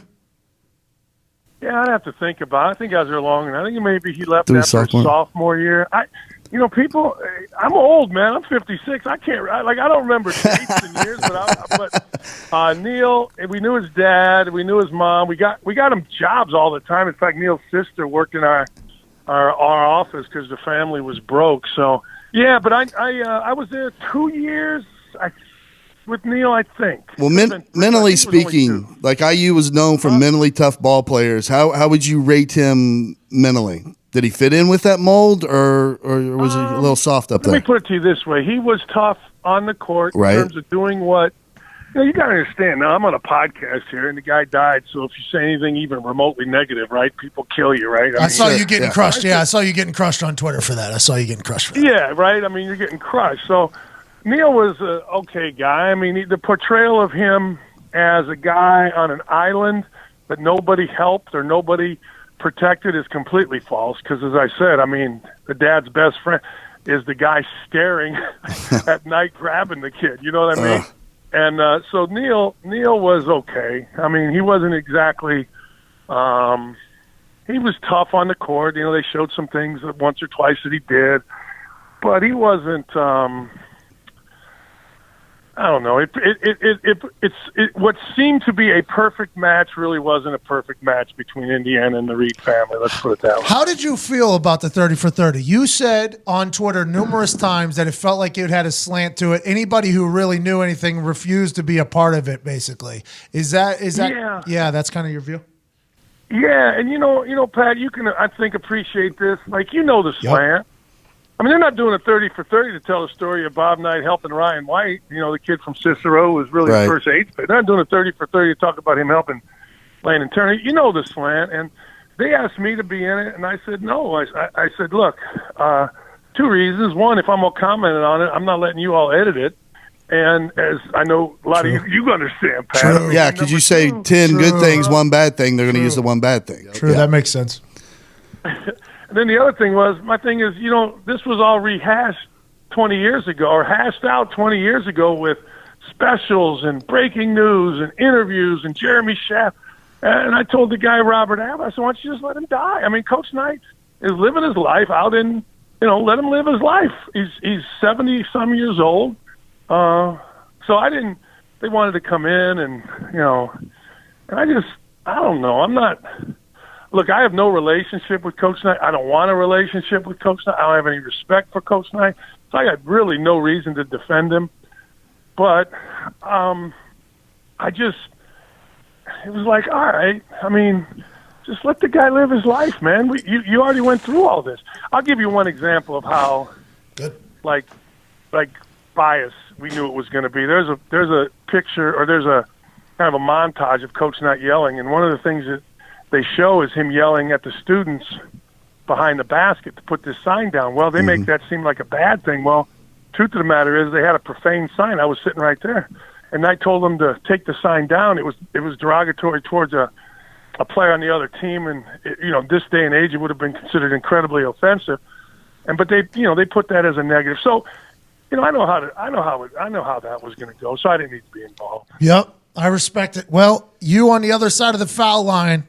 On the other foul line, on the other end of the court, if you could go back in time and you were on the other side, I think the whole world's a much different place, Dan. If you're not shooting that free throw on the other side, if you're shooting it on the near side, it's a whole new world, dude. I was actually walking, and I'm like, and then then fell. It's odd how, like, I don't remember the film like. Pat, as a coach, Coach Knight and I used to watch practice film every morning, like 10 o'clock in the morning. And I've said this for years. Once it came out, I go, I don't remember that day. Like, it doesn't, I may have left after that day to go recruiting, or the next morning to go recruiting. I don't know. But I'm telling you, I don't know how, like, when I saw the tape initially, I thought, and it was like in 1998 or whatever, I was sitting in my house at BG. I'm like, holy hell, what the, but then I started thinking, like, how did we not see that? Like, how did we not watching tape see that? But I don't know. Maybe I went. I don't know. But it wasn't on any tape that we saw. Watching. So you're saying that film is the first time you seeing it was when you were already out of the program. You had no idea that film even existed. No, I knew it. I knew that Felling had told people that he has a tape of Knight, but I hadn't seen it. Did you think the grabbing of his neck was more severe than what you had envisioned when you actually saw it, or did you think it wasn't as bad? I don't really know. I remember like talking to Neil after it, and this may be weird to people, and people don't understand this, but Neil Reed didn't quit like the next day. Neil Reed actually never quit Indiana. Neil Reed left Indiana later on at the end of the year when Coach Knight made up like a fake team vote that said, the players wanted Reed and Andre Patterson off the team. Yo, so petty, by the way. Yo, that's one of the most petty things I've ever heard in my entire life. I remember I was at Bowling Green. I was either interviewing for the job or just got done, and I got a call from one of the guys saying, hey, you're not going to believe this. And I'm like, what? They go, well, so that's when Neil, like, oh my God. Yeah, we all all voted. weird. Hey, yep, we all voted, by the way. This isn't me letting you go. It's your team letting you go. Yeah, it's not. I just want to let you know, we took a little vote here around the locker room. You weren't here. It was kind of like a Survivor thing. You ever seen that? Everybody wrote it down and put it in a little barrel. Hey, that's when Neil, like, people think that they see Knight grab him, right? And they say, oh, he quit the next day. No, I'm telling you, and this is going to sound incredibly weird. Felling and the dad were such good friends that, it just didn't bother. Like, I went in the locker room after, and it was, I'm sure the players talked about it when they went amongst themselves, you know what I mean? But it wasn't like any big deal, and people can say, well, that's messed up. Well, I don't know, but I know this. Neil did not quit. And Neil, but again, the idea that Neil didn't have any support or anybody, his dad was in communication. It stayed at Felling's house damn near half the time, the other assistants, so he had plenty of people there to help him out. But, yeah, that's when Neil decided. See, people say, oh, man, he grabbed him and then, he quit the next day. No, not even, no. Didn't. I'm telling you, I don't even think he ever quit. Many of us here in Indiana had, when that first happened, and they released that. Even once we saw that, I was on the bandwagon of Neil was lying until the video came out. But even after that, people of my age, I'm 47, we had problems with, like, our coaches did worse than that when we were in high school. Even when we saw it, we're like, oh, I've been thrown around way worse than that. That doesn't make it right. It still makes it wrong, and you definitely should be punished for it. Different, which whole he was different eventually. world, though. Yeah, but I remember we were like, well, what's the big deal? Okay, that happens, and then you play better, and it doesn't happen again. Did you hey, Dakich, Really, did you hear Tua? Did you hear Tua Tagovailoa? yeah. About his dad getting him the belt? The dad, if he didn't play well, he got the belt? Yeah. I'm did. surprised his dad's not in jail right now. I said on the air one time, I was doing my son's game in Michigan. I said on the air, I'll tell you what, he makes another turnover, his ass is sleeping in the garage. And, like, people lost their mind on me, right? I mean, because, we're all, the social justice warriors came out in full throng, right? Like, you can't say that. I go, well, yeah, I can. I just did. I mean, Hey, let's talk about your style. It's funny because I had a football player at Indiana that played for Bill Mallory who was, like, beloved. He said, hey, he goes, come on, there got to be more to that. He goes, I saw Mallory take face guards, put guys in the dirt. Literally, 70-year-old man got in a fist fight with the nose tackle his last practice after he'd already been fired. A fist fight. I'm with you guys. I'm not saying it's right. I'm not saying it's right at all. And, in fact, I went nose to nose with Knight telling him what a jerk he was for doing. But at the end of the day, a lot of people that watched that said, what? Right? Like, huh? Yeah. Yeah, it's a whole different world, man. Right. That inside look is a whole different world. I know you got a show to deal with, but I know you got a show it's about to go on. It's going to be a nice show. It's going to be a nice show. It's going to be a nice show, man. It's going to be We're going to get on a little bit of a roll here. Things will be good. Don't worry about it. I don't want to take up too much of your time, but this is kind of your thing, by the way. Your thing on Thursday night, it was your thing times 1,000. By the way, I'm so happy that you were right in the middle of that 30 for 30. People killed me. People crushed me. They said, "Well, if you were there, why didn't you do?"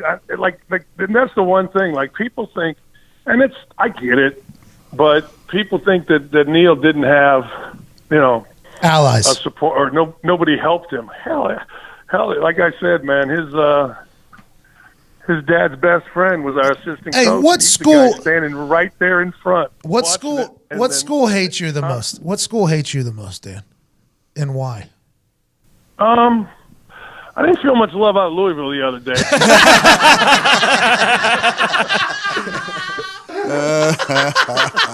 You broke some news. You broke some news. Huh? Well, you broke some Louisville news. I broke some news that really wasn't accurate-ish, not even close. But okay. Hey, that happens, I man. don't think West Virginia, 16 years later, your boys are still on my ass every time my face pops up on TV. So they're not big. Michigan State chanted about 12,000 a couple of years ago, "We hate Dakich." True story. It's actually my ringtone now. So. What school was it that had said a guy was going to send a sniper in? Oh, that was Iowa. That was a state trooper. Hey, He said, if anybody's in Carver Hawkeye and you got a gun, shoot Dakich in the head. And then he called me to apologize. I'm like, he goes, well, I got a big personality. I said, yeah, man, that's all great, but shoot me in the head. Dakich, you as a human are one of my favorite characters of all time. I want to let you know that, and I appreciate you so much for joining us.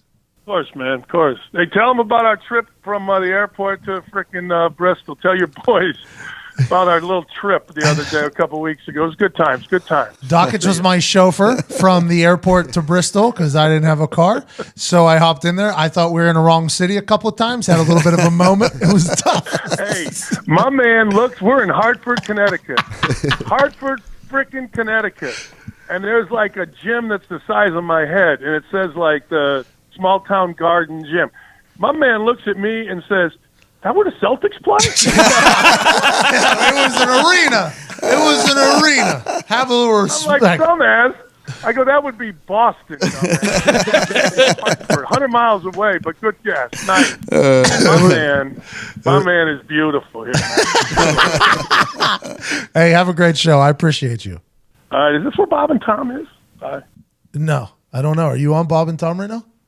No, I'm just asking you. I'm being funny. You didn't get the joke. Never mind. Oh, that's on me. That's on me. Hey, your show will go better than mine. He hung up. Dakich is a special character, man. He's awesome. That's like his thing. People hate him like that's his thing, though. Right. Like that's his thing. He's a great villain. And he does not care, by the way. What did he say? I think we had 15,000 in Michigan State telling me I suck. I remember the whole thing with the Iowa, the state trooper telling someone to kill him. Listen, they sniper. It was a fucking sniper. That's the thing. That type of thing is in Dakich's DNA. Yep. Like that's in his DNA. Right. Do you want to know what's in your DNA? Yes, please. Obviously, now through December 25th, the 23andMe DNA kits are on sale. 23andMe helps you understand what your DNA can tell you about you and your family story. It's named for the 23 pairs of chromosomes that make up your DNA. Wow. So what just happened there was old Uncle Pat here just gave you a little lesson there, too. You didn't know that there was 23 chromosomes there in your DNA? No, me neither. Not. But now I do, because 23 of them and me tell a story as old as time. 23andMe DNA Kit is the perfect gift for everyone you love. There's never been a better way to give the gift of genetic discovery to your parents, your siblings, your aunts, your grandparents, and everyone else on your list. It's the one gift that you can buy the entire family that'll be unique for each loved one.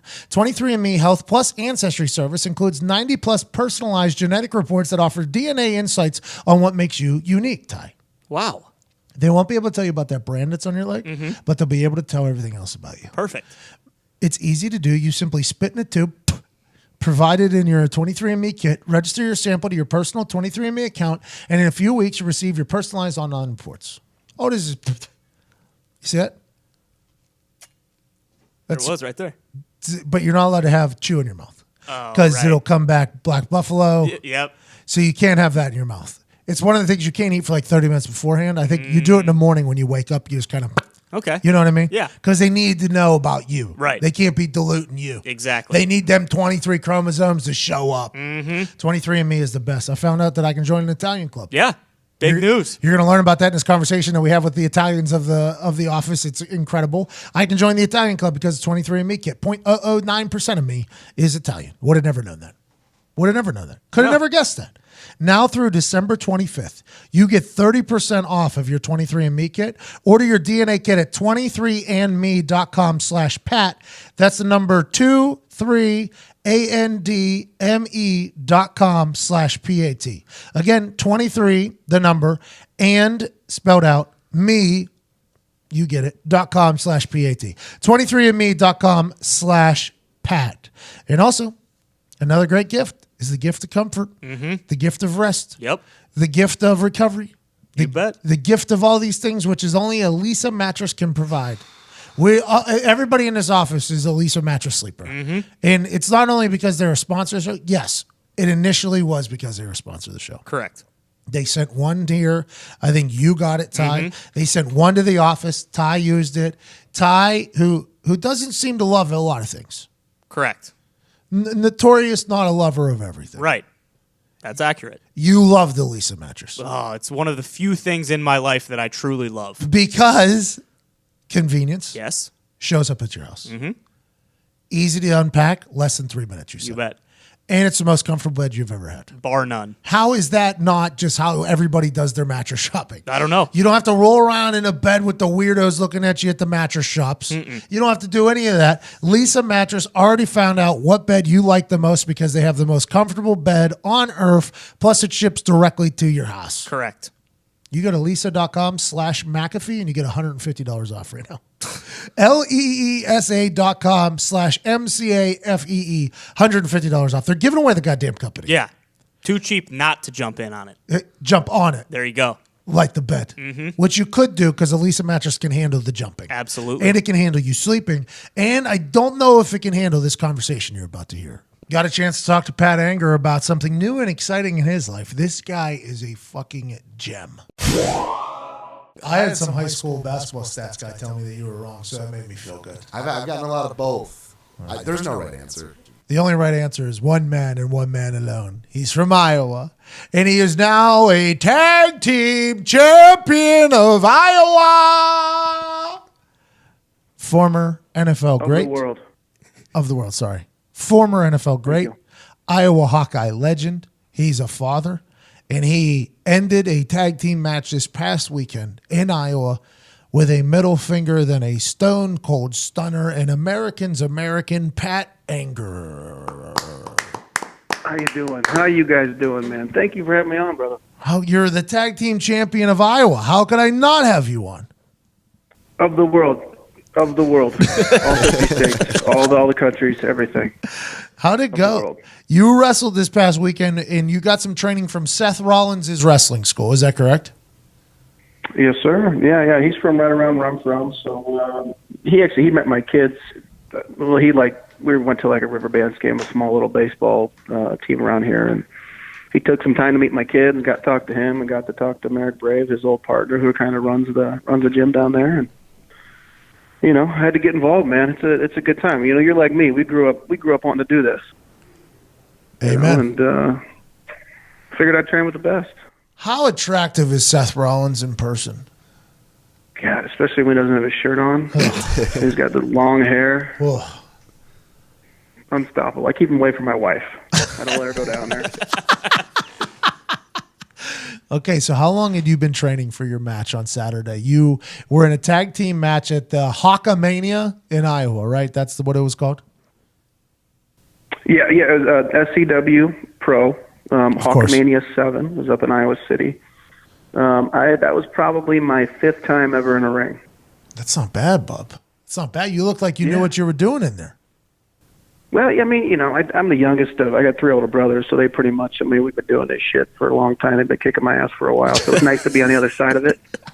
Especially going against Vicious and Delicious, really just terrible guys. I call them VD for short. They're really filthy. They're dirty. I made sure to wear a bunch of protection. I showered before. I showered after. Nice. And, they didn't stand a chance. No way. Not with you and your partner who was... The one called Manders, Steve Manders, former Iowa fullback. Guy's been wrestling for a couple of years. I was fortunate enough to get in the ring with him and whoop some ass, man. Okay, so you, Big E, and the one they call Manders, Steve Manders. So the Iowa football team is becoming a hotbed for professional wrestling. Absolutely, man. Absolutely. And then Kittle was in the ring about last year, I think. He stunned somebody. You're his life coach. I think you would know. That's what I almost forgot there for a second. Yeah, I'm doing so much stuff. I lend out, great priced mortgages all day. I lend out high priced ass kickings on the weekends. And in the meantime, I'm coaching. I'm being the live coach for the best tight end in the NFL. Do you have your belt? An amazing journey. Do you have your belt with you right now at the bank? Right now at your work? I should. No, I do not. No. I think it's in some museum, like the Wrestling Hall of Fame or something like that. I want to say they put that in there. But I'll have to break in tonight and get that out and put it on my desk. How bad's the body hurt? Just so people know. Does the body hurt? No, I didn't really take too many bumps. Those guys are obviously pretty weak, so I didn't really take too many bumps. But I'm feeling a little bit. I'm a professional athlete, though, Pat. You know how it is, man. Yeah, of course. Yeah, me and you, we are in our prime right now. Without a doubt. I mean, this is as good as we're going to get. Do you have to defend your title at all? I kind of want to go. You should. You should come down and you should do an announcer. You should announce it. Oh my God! Sweet. I'll tell you what. I do miss doing that. I enjoy a good announcement call, a good announcement. When are you defending your title? It'll probably be in February. I think it's like February 19th or something like that. What are you going to get all juiced up? Are you going to take a bunch of roids and just get all juiced up and become the guy over there? Probably, yeah. Absolutely. I mean, might as well, right? Are you going to train? Are you going to try to stay in shape, or is it going to be the same thing? Are you going to be like are you going to get into it, or are you just going to take a break until like January until you have to get back into it? I think I need to get in shape because I was pretty tired after that. I was pretty tired, but yeah, I think I'm going to train a little bit harder for this one. I initially when this fight got booked, I trained. I had 2 training sessions that were really good, and I ate clean, and then the rest of the 30 days, I kind of drank beer and maybe I'll actually, try to get some abs for this, or maybe, worst case scenario, I just get a spray tan. So listen, I am all about the spray tan. It's my new thing. Not my new thing. I am all about a spray tan. Makes you look thinner automatically, immediately. I need that, man. I need a lot of help with that. Did your wife go and the kids go? She did, yeah. She, my kids went up there. She brought, my 7-year-old and my 4-year-old went up there. And after I won the belt, my 7-year-old, who was too scared to get in the ring, he stayed and hit. But my 4-year-old ran down, and I brought him up in the ring, and we gave him the belts, and held him, carried him around the ring. It was pretty cool, man. What a moment! Was there a crowd losing their mind at the moment? Oh yeah, I mean there was tens of thousands of people there. So, to have them cheering my boy on was pretty special. Tens of thousands. Yeah, maybe it might have been 100,000 people. I'm not for sure yet. I can't count that. Did you watch football yesterday? Not really. No, not really. What's up with the Colts? I thought they were going to win. Bro. I picked up Andrew Luck. He'd been doing real well. I was like, well, hey, I'll pick him up on fantasy. You play fantasy? Well, Where do you play tough fantasy football at? Yeah, so me and my friends, I got 3 friends. I got 3 other friends. So we have a fantasy football league where the loser has to get a unicorn tattoo. Oh, of so course. week 16, the bottom 2 play for a unicorn tat, and the loser's got to get one. So it's getting pretty squirrely here toward the end. The top 3 is a little bit tight. It's kind of nerve-wracking.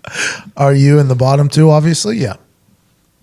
I am. I'm in the top 2, but my team is kind of took a little hit, with all that stuff with the guy being an asshole to the girls and all that stuff. But yeah, my team's had a tough little run. Andrew Luck scoring 0 points against the Jacksonville Jaguars was very much a heartbreaker for me. I picked them as He's been on a hot streak, man. Hot streak. Yeah, and I might be wrong here, but I feel like we struggled in Jacksonville always. Yeah, I want to say, yeah. I was trying to think. I was trying They to. had some good running backs back in the day, and they still do. They got some. They're pretty tough. It's a tough matchup for us. I think that's I feel like we always struggled down there. I don't think there was ever, and then in London when we played them, we lost to them over there. I feel like Jacksonville is a tough matchup for the Colts. It's because they are literally drafting. They were drafting for a while just to beat the Colts for a long time. Right. That's like the Bills they're a tough and team. I mean, their running game's always solid. Who is that dude?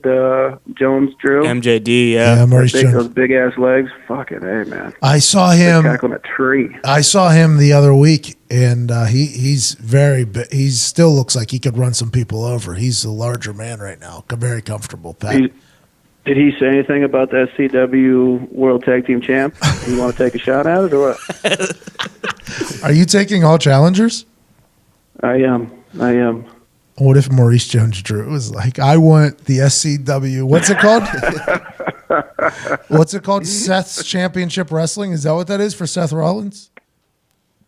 It's something. It's something cool. You don't even know what it is. Yeah, it's something pretty awesome, man.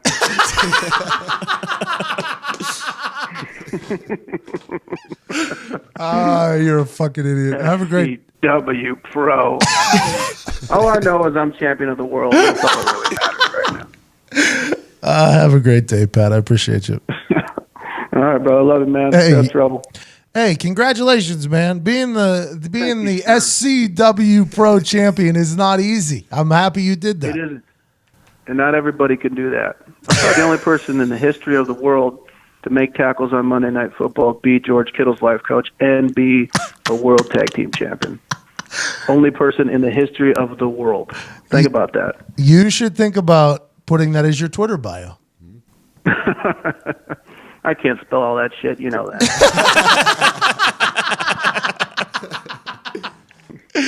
You're an idiot.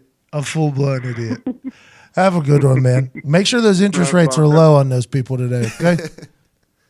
What did you say? Make sure there's low interest rates for the folks that come in today. Absolutely, always. I battle interest rates. I battle champions. I do it all, man. Bye, Pat. We'll see you. The Pittsburgh guys have joined us in the studio. Yeah. Rough weekend, boys. Rough weekend. You both were back in Pittsburgh. Yep. Mm-hmm. Brought terrible luck to the city. How do you feel about it? Diggs at Nick Morodo. I wouldn't put it on us. What do you mean? I mean, I wouldn't say it was our fault How do you figure? that we were covering Keenan Allen with linebackers. I wouldn't put that on us. Hey, Keenan Allen is a stud, by the way. Oh, yeah, he's always been very, very good. I did not know he was that good. Mm-hmm. I had no clue Keenan Allen played like that with a hoodie on. Neither did the Steelers defense, apparently. Oh. Found out real quick, though. I'll tell you what, I had a bad gambling weekend. Another one. That happens. We're stacking them on top of each other here. It's not going well. But I had my get back. Was the Steelers. Yeah. Money line. Get back. How'd you feel at half? Great. Felt too. great. Me Felt too. really good. Me too. And then all of a sudden, you just kind of watch it all unfold. And them Steelers are in a bad spot. Was starting to think blowout at half. Yeah, It's like, okay, so here was we go. Collinsworth. Prime Collinsworth time. Said they might throw a 50 on him. Yeah, he did. He did say the 50 spot possible. Yeah. I've been on the other end of one of them before from the Steelers. I don't know what the fuck happened. I really don't. I have no fucking idea. Hey, that team's upside down right now. No. Yeah. I wouldn't say upside down. Huh. I mean, they didn't score 0 points against the Jags. Look at you playing a little defense early. I Playing mean, a little look, there are defense two early. ways to look at it, right? They lost to a great playoff contending team by 3 points in the last second of a game. That was gifted, arguably, 2 touchdowns. I don't like to complain about the refs a lot, but the one blatant miss, that was bad. I won't say a thing. And why can't you review everything? Why can you not review everything? Yeah. These refs these days have all these outs. If forward progress is stopped, like they said with Swope going out of bounds, that's like the trump card on everything. That is everything. That like I'll never understand either. He was fucking out of bounds. Plain as day. How about old Correnti coming, or not Correnti, Sterator, Gene. Oh. Gene Sterator. Hey, by the law, I guess you can. He's a Pittsburgher. Yeah. He says, by the law, I guess you can call it that. But in that, I think he's out of bounds. You stopped the clock there, Gene says. I'm like, thank you, Gene. These fucking assholes on there. But why can't you review a false start? Why can't you review a pass interference? Why can't you review a hold? These are huge penalties being called by terrible refs. And some reason you can't review it? I think it's strictly because, like you were during the Texas Tech Baylor game, when anytime there was a review, you're like, God damn it. No, but the things they were reviewing were dumb. But they'll still do dumb ones too. I get it though. Yeah, I wish there was a review. Like the coaches should be able to review whatever, and if they get it right, by the way, they get to keep their challenge. Not they have to get both right.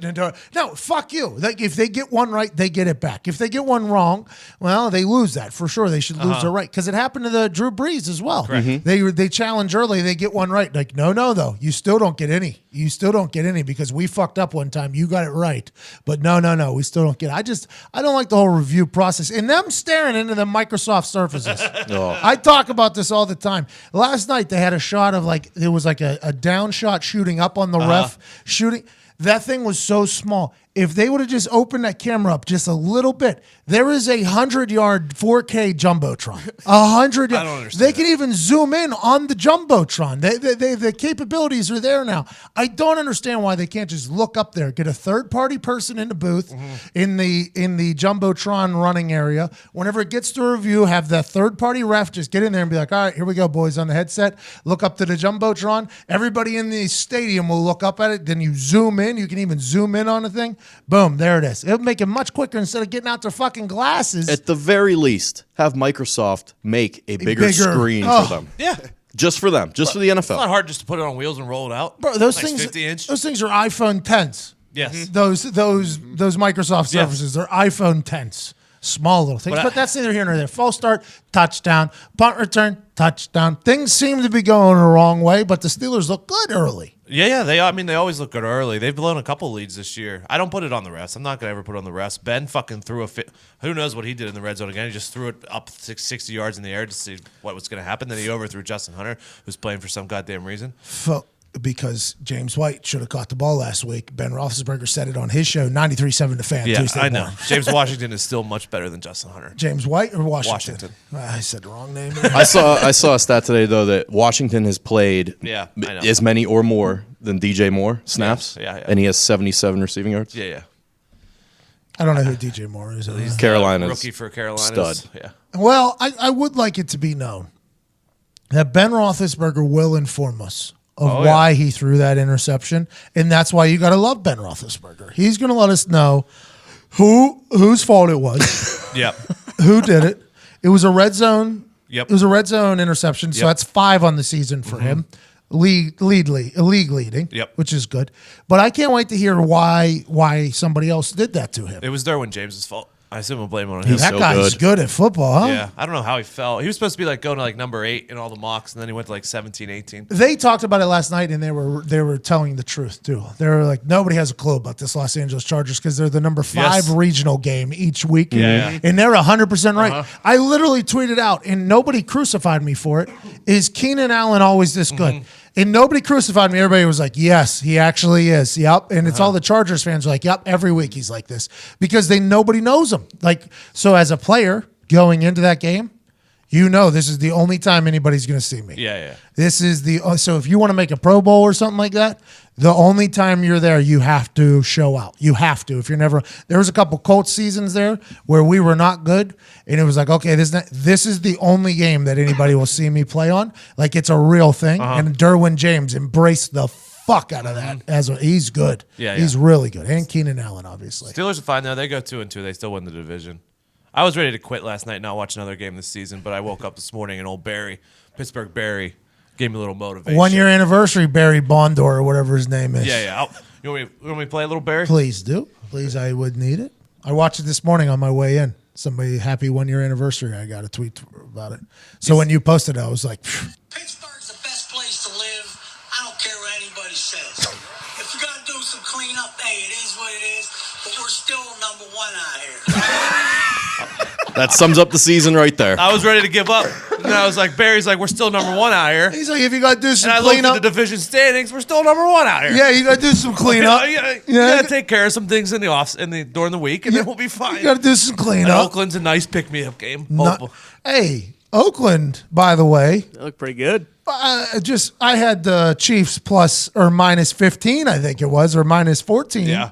And early, it's like, yep, we're crushing. This is just the sign of my gambling this year, this last couple weeks. Gruden's got him fighting out there in the Bay. Nobody Don't would give have up guessed. on that team. Nobody How would've about my bookie, anonymous gambler, throwing out those prop bets? He has Mahomes at 23 pass attempts. Mahomes comes out and throws like 12 Completion. in like the first drive. Yeah. And I'm like, oh, there's no way this is hitting. Hit it on the money. They're fucking so good. It's one On guy. the money. By the way, it's one guy, too. Oh, yeah. Anonymous gambler. Anonymous Gambler is a guy, and I do know him, and I do not know how he is so fucking good, that guy. I have no idea how he's so good.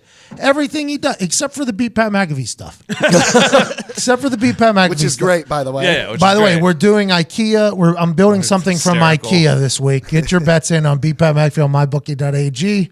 Promo code Pat. You get 50% off. I told you that earlier. It's the best gambling site on earth because the guy that's doing all the fading is an actual guy. Oh, yeah. And he is hilarious. He is a hilarious human being. He was taunting people down in Costa Rica, showing Showing his house. Yeah. Showing his house in Costa Rica. He's posting photos of his backyard pool and his hammock. All thanks to us. Yep. He's a fucking guy. But no, Gotta we're beat him. fine. He sent us a heavy bag too. Yeah. I saw. I think it's so that I can punch it if I ever beat it. Okay. Do you know what I mean? Because I have that leg drop, by the way. I had that moonsault, the toss onto the MyBookie thing. I think he sent this, so he's always 2 steps ahead. He sent that IKEA thing, 2 weeks ago? Yep. He's like, we're doing the IKEA thing in a couple weeks. People will love this. And I think it's always just what he does in his personal life. And he's like, this will be good. Let's see it. Like the perfection, that's how perfection came to be. That's how this IKEA thing is coming to be. I'll be excited to see how I do. How'd you feel about the NFL Sunday, though? Did you enjoy it? I did. I'd like to apologize to the Colts fans for my shot earlier at the 0 points. I'm just mad. That was a tough game. Hey, I heard that was Luck's first time ever being shut out. First time in his whole career. I feel like that's probably is it accurate? That's what I heard. There aren't a lot of shutouts. There was a game. There was a game there where Vinatieri never stepped foot on the field. So he literally never stepped foot on the field. So he didn't score because he had a scoring streak. And he never stepped foot on the field, so it didn't count. I wonder if this might have been Vinatieri's first game never scoring. You're right. Because he was on the field, scored, take the points off the board. By the way, hindsight, come back later in the game, need that. That's good. You never take points off the board. What they say. That's the rule. Never take points off the board. Unless you're getting a first down inside the 10, inside the 5, which they did. It's tough. It's going to be tough not to take points off the board. But Adam Vinatieri was on the field, penalty, off the field, doesn't score the rest of the day. I wonder if that's no points for Vinatieri. That's tough. Probably. Yeah. That's probably a record that's been like up in that's probably up in the hundreds of how many games can straight. Wow. Fucking Jalen Ramsey. But no, NFL Sunday was great because we were driving back from Pittsburgh. But technology, I had Red Zone just on my dashboard the entire drive back. Just keeping up with everything. Yeah. The poor Bills. Oh my God. Like, how does he ran for 815 yards? 815. That's absurd. Josh Allen was just scrambling for his life, 815 yards. If that throw was just a little bit better, dude. Charles Clay just dove a little bit further. Oh my God. The Heartbreak City. It's not like Charles Clay is a bum either. It's not like Josh Allen doesn't have the arm to get there. It's just poor Bills Mafia. Dude, they see him scrambling. They see the throw in the air like a punt, too. It's like... And they see a guy wide open. The Bills fans are just like, are you kidding me? We're going to win because of this? This is awesome. And then you just see it almost get caught and just like suck the soul out of Bills Mafia once again. No chairs, no tables, no dildos, no win in Miami. Hysterical. Bills Mafia does not deserve and this. And then the Bears comeback collapse that made me laugh. That made onside kick, by the way. Yeah, finally, fucking first one. Is that the first one of the year? Odell was standing like 30 yards off the line. I don't know why he was that far back. Business decision. I don't know why you got Odell Beckham as your hands guy. That guy's going to take a shot. That guy's going to take a shot. So it's like that person has to be ready to take it. We had tight ends in there normally because of how big the shot's going to be. That was a great kick there by Cody Parkey, though.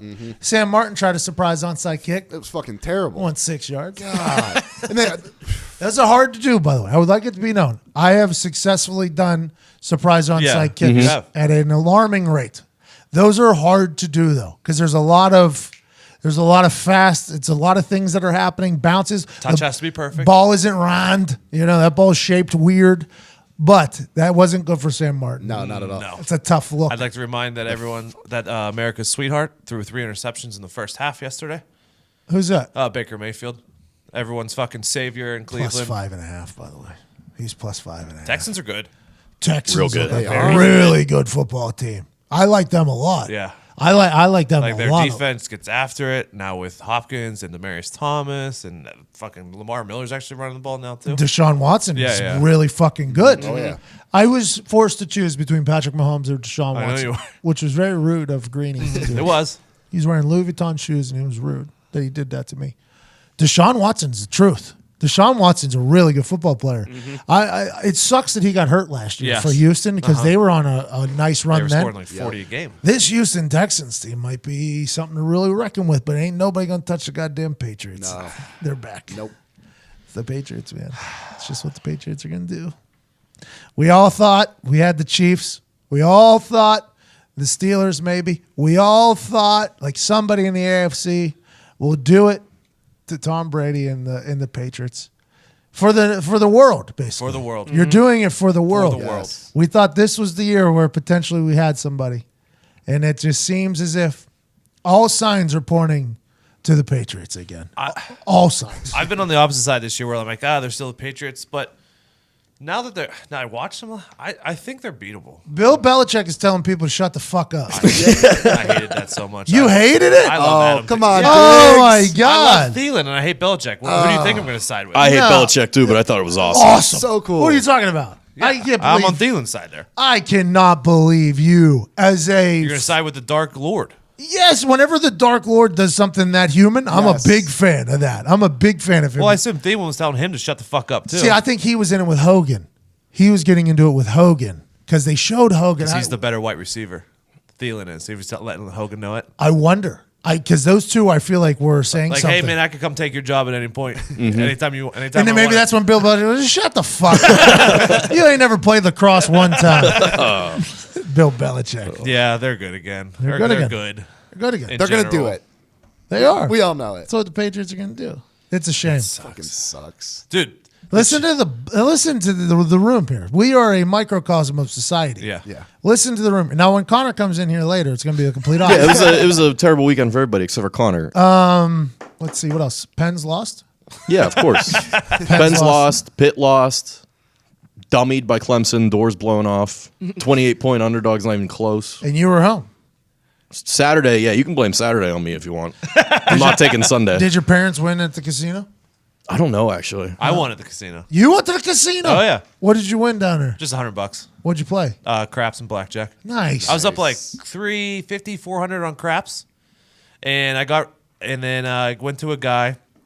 He rolled the point, and then I put. Can I get like money on all the points across? Yeah. Seven came out immediately. Happened 2 times in a row. The next two guys. So I walked away after that, and then I went over blackjack and won a little bit. So, but was overall, the DeGilio family in that yeah. casino? Oh yeah. What's your dad do? Craps? No, he sat at the bar and watched football. And my mom and I played craps and blackjack. My brother went and played some slots, and my dad sat at the bar and drank. Your dad's the best. We had some fans there too. That's awesome. Yeah, they wanted to give you a nice shout out. They're like, "Where's Pat?" I was like, "Hey, it's first off weekend in like 3 years." So It's very nice. I was napping. It was very nice. Very nice. I thought about Italian Club merch. Yeah. You thought about it. So did my fucking dad. I called him. Yeah. I called him. He's like, dude, I almost had a heart attack today. I got a call from an Indianapolis number, and I thought for sure you were either in jail or you died. He said hello, or he said Mike. Yeah. Mike DeGilio's phone. Or something like that. And I was like, I forget how I let off. I think it was just like, Kazi. And he was like, hey, pal. And I was like, we need to get this Italian Club merch. You guys have any logos or anything? He was like, we got something. We can think of something. So he brought me a shirt. It says, you can't play bocce without big balls. And then it says, love it. And then it's like Italian Renton Club. He's like, you want this? And I was like, we might be able to do better than that. I don't know. Oh, dude. I cannot wait for Italian Club shirts. I cannot wait. He was very excited about it. I was allowed in. He said I'm in the Renton Italian Club. Oh, there you go. He told me that's I'm all in. you need. Well, I got point. I went over to my aunt's house and had this great big pasta dinner, this whole spread. It's awesome. My aunt's like real old school, real conservative. Nice family evening. And then in the middle of dinner, she goes, Nick, I read something you wrote recently. And I just died a little bit inside. I was like, oh, yeah? What'd you read? She was like, it was about you getting pink eye. Oh, yeah. And I just wanted to let you know it was really well written. She was like, I had to skip through a lot of the garbage that you wrote. But the way it was put together was great. Did you tell her thanks? I did, yeah. I was like, thanks, yeah. You got it from a booty hole? Yeah. How about your aunt reading blogs? I was impressed. I was like, I didn't even know you knew how to do that. Look at that. That's good news. Pens suck this year, huh? They're not great. What's that all about? Matt Murray just disappeared. Is the NHL happening right now? Well, the good news is hockey hasn't started. There's a lot of time left. Is hockey playing right now? Mm-hmm. Preseason. Preseason, yeah. For you, yes. Yeah, for you guys, preseason. No, this is preseason. No, we're in it, baby. This we're is in it. regular season? Oh, yeah. How many, like, these games matter. How many games in are they? Probably, yeah, almost 30. 30 games in? Yeah, something like that. Probably mid-20s. I know. I had no idea this was happening. I know. So we're in the middle of Penn season right now? We're in the middle of Penn season? Yeah, but don't pay attention to it right now. This isn't the good stuff. We're not doing good. Not until January. Not till They're just treading water. They're right outside the playoff spot. Penguins are like the Patriots. Yeah. You could say that. People hate the Penguins. because we're so good. Uh-huh. And once we just figure it out at one point, and then you just know the best player on earth, Sidney Crosby, is going to guide them to at least the cup. Yeah. Are you worried? No, not right now. There you go. See? You seem worried. They're like 3 or 4 points out of a playoff spot. There's a lot of time You left. said the goalie just seems like a shell of himself. The goalie's pretty so important. he hasn't played well. What do you mean? But the whole team hasn't played well either. So they're just kind of bullshitting around. They're top heavy right now. They're not getting any secondary scoring. They're just laying in the weeds. They're waiting until it actually matters. Are the Pens going to suck this year? No. You look at the division. The division's being led by like the Rangers and the Islanders are having years that no one expected them to have. They're going to drop off at some point. The Islanders, I saw Frankie Borelli. They opened up their arena again. Yeah. Is that what they did? Yeah, they had a game out there at Nassau because they've been playing in Brooklyn at the Barclays, right? And everyone hates it. They're like rebuilding that, I think, aren't they? Yeah. They got to build a new arena over there on the island. So they're moving them back to the island. Yep. Yeah. So the Islanders and Rangers are doing well, and they're in the division of the Penguins. Mm-hmm. Never would have guessed that. Could have never guessed who. The good news is the Flyers also stink, but they beat Pittsburgh on Saturday. We lost to Gritty. Yeah. Hey, how about him training a half court shot looking like a fucking athlete? He can do whatever he wants. That guy can't skate. Can't skate. Hit the splits right after he hit it, too. Who is this guy? Who is this Giving guy? Benny the Bull a run for his money. Hey, some of these mascots, some of the most athletic humans out there. Unbelievable athleticism. Benny the Bull, I mean, he caught a couple charges because he did some things to an undercover cop during a game. But that fucking thing. Really? I guess he assaulted a police officer. Or something. He slapped him. I So think. that's on the police officer. He did like the popcorn gimmick and then he hit him. And I think something happened. Yeah, I think something bad happened to Benny the Bull. I think Benny the Bull did something bad. They had to bring in another one. Maybe the cop was asking for it. I don't know if it was a cop, to be honest. I don't think I fully understand the whole Something happened with the popcorn gimmick, though, where he was throwing the popcorn everywhere and something. But if you watch these mascots, some of them are very... The Jacksonville guy, Jax, he comes in off a fucking... like off a zip line off the top of the stadium. And he's just hanging upside down over the stadium. Dangerous. It's insane. The Pacers guy does the backflips, the spins, Yeah. the trampoline dunks. He lifts it, the whole thing. It's impressive. The Colts guy, Blue, threw a ball the same day we were there. Threw a ball from the top balcony into a trash can that was down on the field while we were there. He did that during the game, first try. Yeah. These mascots, I think, deserve a little bit more athleticism credit. I'm starting to think it's fixed. So I think all I'm of going to them, dig into this a little bit. Maybe next episode I think either you're a gymnast, or excuse me, a gym teacher or a mascot. Because gym teachers are good. I get the gym teacher. At They're good at everything. everything. Gym teachers are good at everything you don't have to move your feet at. Yes. That's so good. They'll make 1,000 That's the free best throws thing in a row. They're so good at anything you don't have to move your feet at. So they're not really at a No, they are. They're skilled. They're skilled. There you go. That's what I'm looking for. They have great dexterity. Anything you don't have to move your feet at, they're very good at. Yeah. Very, very good at. Don't play a gym teacher in a free throw competition. Or throw a horse, you don't have to Ping move pong, much. like Ping pong. pong. What about like pickleball? I don't think I know what that is. It's like mini tennis, Yeah. pretty much, or like badminton. Oh, you mean shuttlecock? Well, that's badminton, yeah. Yep.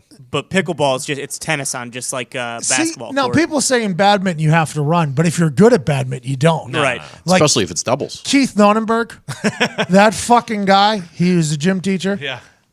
He's incredible at anything you don't have to move your feet at. Yep. And in badminton, he'd have your ass fucking running. And Yep. even on tennis, he had me fucking running back and forth. So he wasn't even moving in that sports. He was the guy that really, that was the guy that I made the analogy that he's better than me right now in high school, when I was in high school.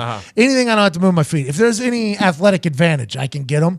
But if it's just strictly off of talent, he's great. Golf. The whole thing. Most gym teachers incredible at golf, I assume. Yep. Yeah, they're just very good athletes when they don't have to move. You get them moving, though. We fucking got it. We fucking got it. Who won the Monday night game last night? Well, it was a tough game between Eagles and Eagles Redskins. and Redskins. of yeah. course it was. And that Washington football team's taken some quite a PR beating. And Colt's tough. Colt McCoy's a tough kid, though. I like Colt McCoy a lot. He's an old gunslinger Yeah. from Texas, you know. Hook, okay, cool. Hook. Horns down, by the way. What's that? The NCAA made a ruling against horns Yeah, down? unsportsmanlike conduct. If anyone from Oklahoma did it, Just get like a you- 15-yard They penalty. did WVU, too. I Just think. like you can't do cutthroat gator chomp like they used to do. They used to do gator chomp cutthroat. I You used can't to, do that. I used to love all that stuff. Yeah, it was great. Yeah. So wait, horns down is now. Unbelievable. Horns down's 15, yeah. 15 Really? now. Yeah, Why? it's WVU. I think it happened. Honestly, I think it might have been WVU's fault. It might have been WVU's fault. Classic. Well, we got introduced to a new conference, so we got new rivals all of a sudden. Yeah. And it's like, all right, what does everybody do against everybody else? Texas, everybody does. Oklahoma does the horns out. Well, we're fucking doing that too. Then. hey, Texas, fuck you. How about that? How does that make you feel? We're on the other side of the goddamn country saying that, and I think it became something where the NCAA didn't like it. I understand. I don't understand it. Why can't it happen? It's not like a gang sign. They're not throwing up a gang sign. Fuck them until they go to 8-team playoff. You want 8 teams in there? Yeah. I would like an entire Preferably NFL playoff. Preferably 16, but I'm not going to go that far. I'd like an entire NFL playoff. Me too. That's what I would like. I said that on ESPN, and I was, well, then what's the rest of the season? Because the college football people, what they like is that every game is considered, but it's not. No. It's not. No. UCF wins every game. Yep. They will never be allowed inside of that thing because it's all money driven. This thing is all money driven. It hurt Georgia. If they would have been in the same position Notre Dame was in, they would have got in. Independent, if they're independent, they could have done that. Yeah, every team schedules like 1 or 2 Powder Puff games a year anyways, right? Just get rid of them. Yeah, but Notre Dame's got like 6 of them, I think. They got like 6 of them because they're independent, so they get to schedule literally whoever, They whenever. play fucking Army and Air Force and all the, those schools every single year. By the way, great TV for NBC to have Notre Dame take on the Army. It's great. I understand why they do it all, but you can't tell me that that's all just because of the ratings. It's all judgment. It's all skewed. It's all if they have to add games. They have to. Yes, It I makes agree. no sense not to. You thought Ohio State was potentially going to get in after saying they weren't going to get in. Well, yeah, just because that's how my life goes. Like, I personally thought that there's no way that Ohio State should have been in. But as soon as I put out a tweet out that it said that they definitely weren't getting in, I thought for sure they were getting in. This one's going to blow up in my face. Yep, That's just what the way you thought. Just the way my life's been going lately. So it's Alabama Clemson, right? That's what's going to happen? Yeah. Probably. They're scheduling for Alabama Clemson, which is what everybody wanted basically from Jump Street, right? Exactly. Should Saban be fired? No one's asking that question. Jalen Hurts should have been starting all year. I saw you tweet that. You were such a. Did you get people that thought you were serious? Yeah, of course. Oh my God, Twitter's the worst place. Oh, of course. People thought that I was serious that Jalen Hurts should have been starting all year. He fucking balled out, though, when he came in. Good for him. He did. Pretty much the same opposite of what happened last year in the championship game. Yeah, he finished the game. By the way, they said he called his own run. I like that. Great call. They said he called his own run at his request. Yeah. At his request, he wanted to run it in. I wanted Bama to lose so bad. I mean, they still would have been in the playoffs, but It would have been Alabama, Georgia, Clemson, Notre Dame. Mm-hmm. Georgia had no shot. They had no shot. Nobody. Who is it? Alabama, Oklahoma, Clemson, Notre Dame? Yep. What if Notre Dame gets a win there? What if it's Alabama, Notre Dame? That'd be huge. Those ticket prices would be blowout. Yep. outrageous. Those ticket prices. Yeah, they would. And Notre Dame fans are Oh yeah, they're a loyal bunch, right? Yes. In Alabama, you think Alabama wins by how much? Just like they did when what's his name? Was Manti playing. Te'o Yeah, was they won by there. 40. Oh, Alabama man. won by 40. Yeah. That It was night. ugly. You think Alabama beats Notre Dame by 40? At least 30. You think Georgia's the only team that could take them to task? Yes. If the line on Oklahoma and Alabama is 14, the line for Notre Dame Alabama had to be at least 21.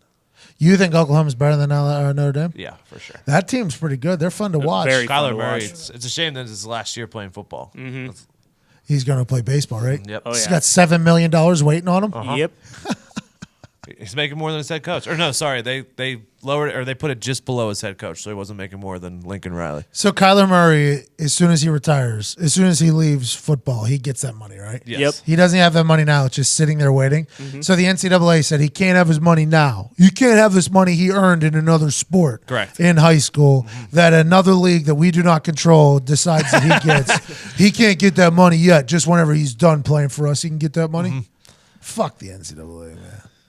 Still a student athlete. Student human athlete. Right. Yeah. He's a student and a human first, and then he's an athlete.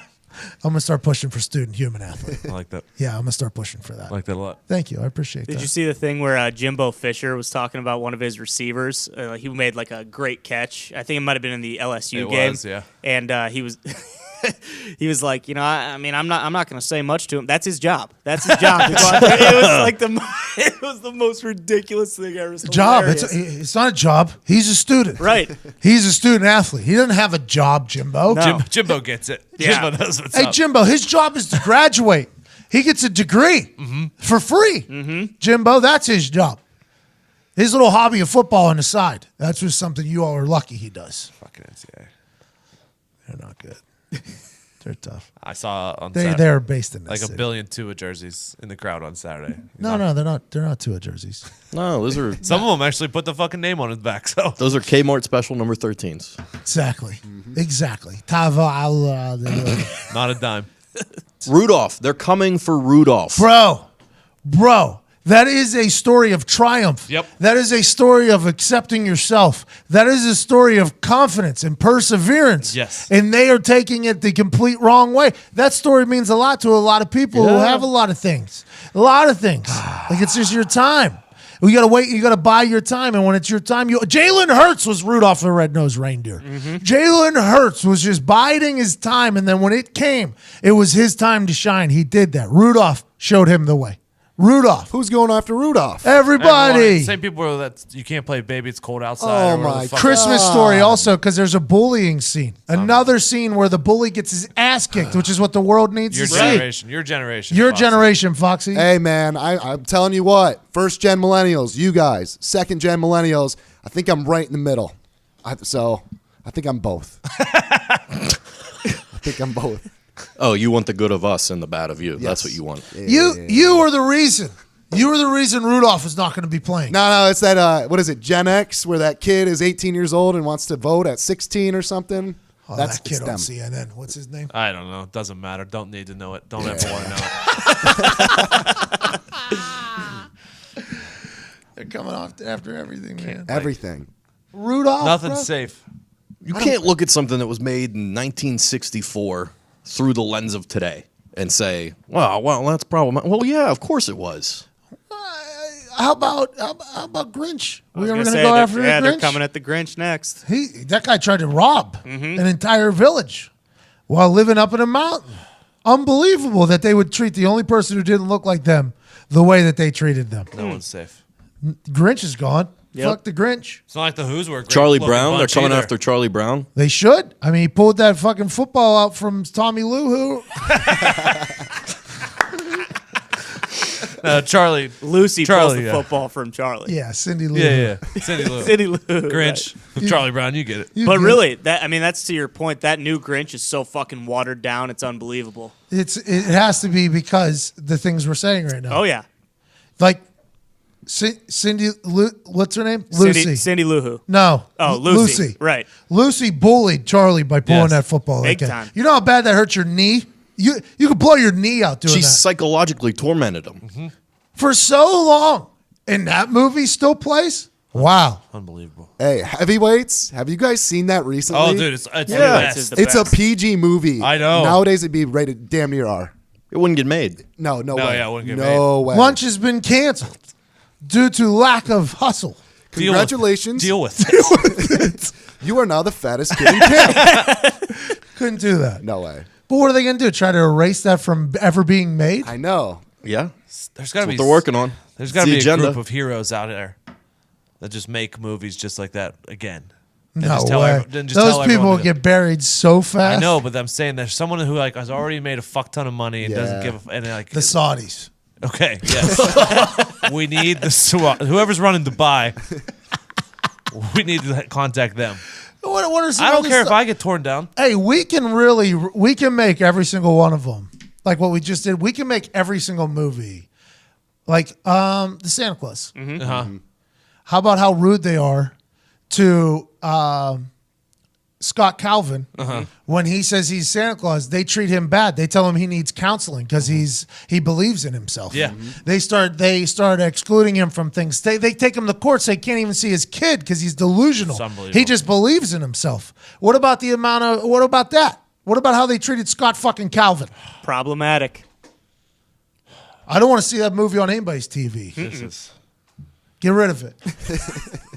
Home Alone? Are you kidding me? The parents left God. their fucking kid at home for that long? That's terrible parenting. That they should go to jail. The what are their names? Who his parents? Kevin Kevin McAllister. McAllister. I almost said the Murphys. The McAllisters should be imprisoned. They shouldn't be celebrated with their movie playing every single year. Is there even a minority in Home Alone? I don't think there's one cast member Wow. Wow. Completely whitewashed. That movie still plays? Wow. Wow. Watched it last night. Well, how about what they do to the fucking pigeon lady in the park? Yeah. Despicable. Oh, my God. And Trash Can Man. Exactly. Get rid of it. Just Gone. Nice, just a nice old man. Get rid of it. Any others? Elf. Are you kidding me with the way he fucking is treated by his dad? By his jeez. actual dad? It's unbelievable the way he's treated. Sat in a corner, put away like he's like a zoo animal. He's not a zoo animal. He's an elf. It's a person. There's a person in there. Unbelievable. There's another one. Gone. Is Christmas? Are we worried about Christmas being canceled? It should be. Starting to. Do you think about Jesus ever and why Christmas is to be the way it is? That guy was literally killed for being himself. Cancel Christmas. Cancel. I'm happy we got to the bottom of this. There we go. I'm worried. Because bullying. Because of bullying. Jesus was bullied. Oh, yeah. He was the first. No, You know what, probably though? not the first. But if we don't celebrate his birthday, then it never happened. Then the bullying never happened. And if we don't watch Rudolph the Red-Nosed Reindeer, then bullying doesn't happen in real life. If you look different, it just doesn't happen if we just don't watch it. If you don't watch the bullying scene in A Christmas Story, then bullying doesn't happen in real life. Just because it never happens. Because you don't watch it never happens. Exactly. That's how it works. So that just like the Santa Claus, like the making fun of Scott Calvin, like that'll never happen in real life if we don't watch that movie. Correct. So we have to not watch those movies because they won't happen in real life. Because there's no bullying before movies. Exactly. Those are all lies. Doesn't teach you how to overcome bullying. It perpetuates it. By the way, don't even think about listening to any music. Nah, I can't do that. Any. And not just some song. Like Baby It's Cold Outside. Can't. Don't listen to that, obviously. Obviously. But any song mostly was created by somebody on some sort of drug. Somebody was smoking the wacky grass at some point, probably, in any of the music. Do not promote something that somebody who was Tom Petty. Oh, no. No.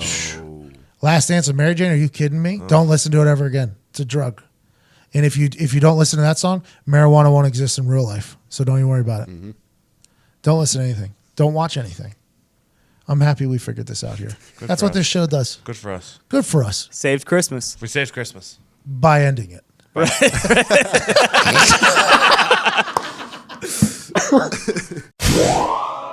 Zito, how are you feeling going into the weight loss challenge? Zito and Connor, the pub has fully joined us here. Zito, how do you feel going into the weight loss challenge in January? I feel good. I feel really good. What does that mean? You feel heavy? Yeah, I just ate a lot of pasta right now too, so it's not good. Or it's good for us in the long run. How is it getting uncomfortable how much you've been eating here lately? Oh yeah. 48 pounds in 2 months is very impressive. I know. What do you weigh now? Do you know? I don't know.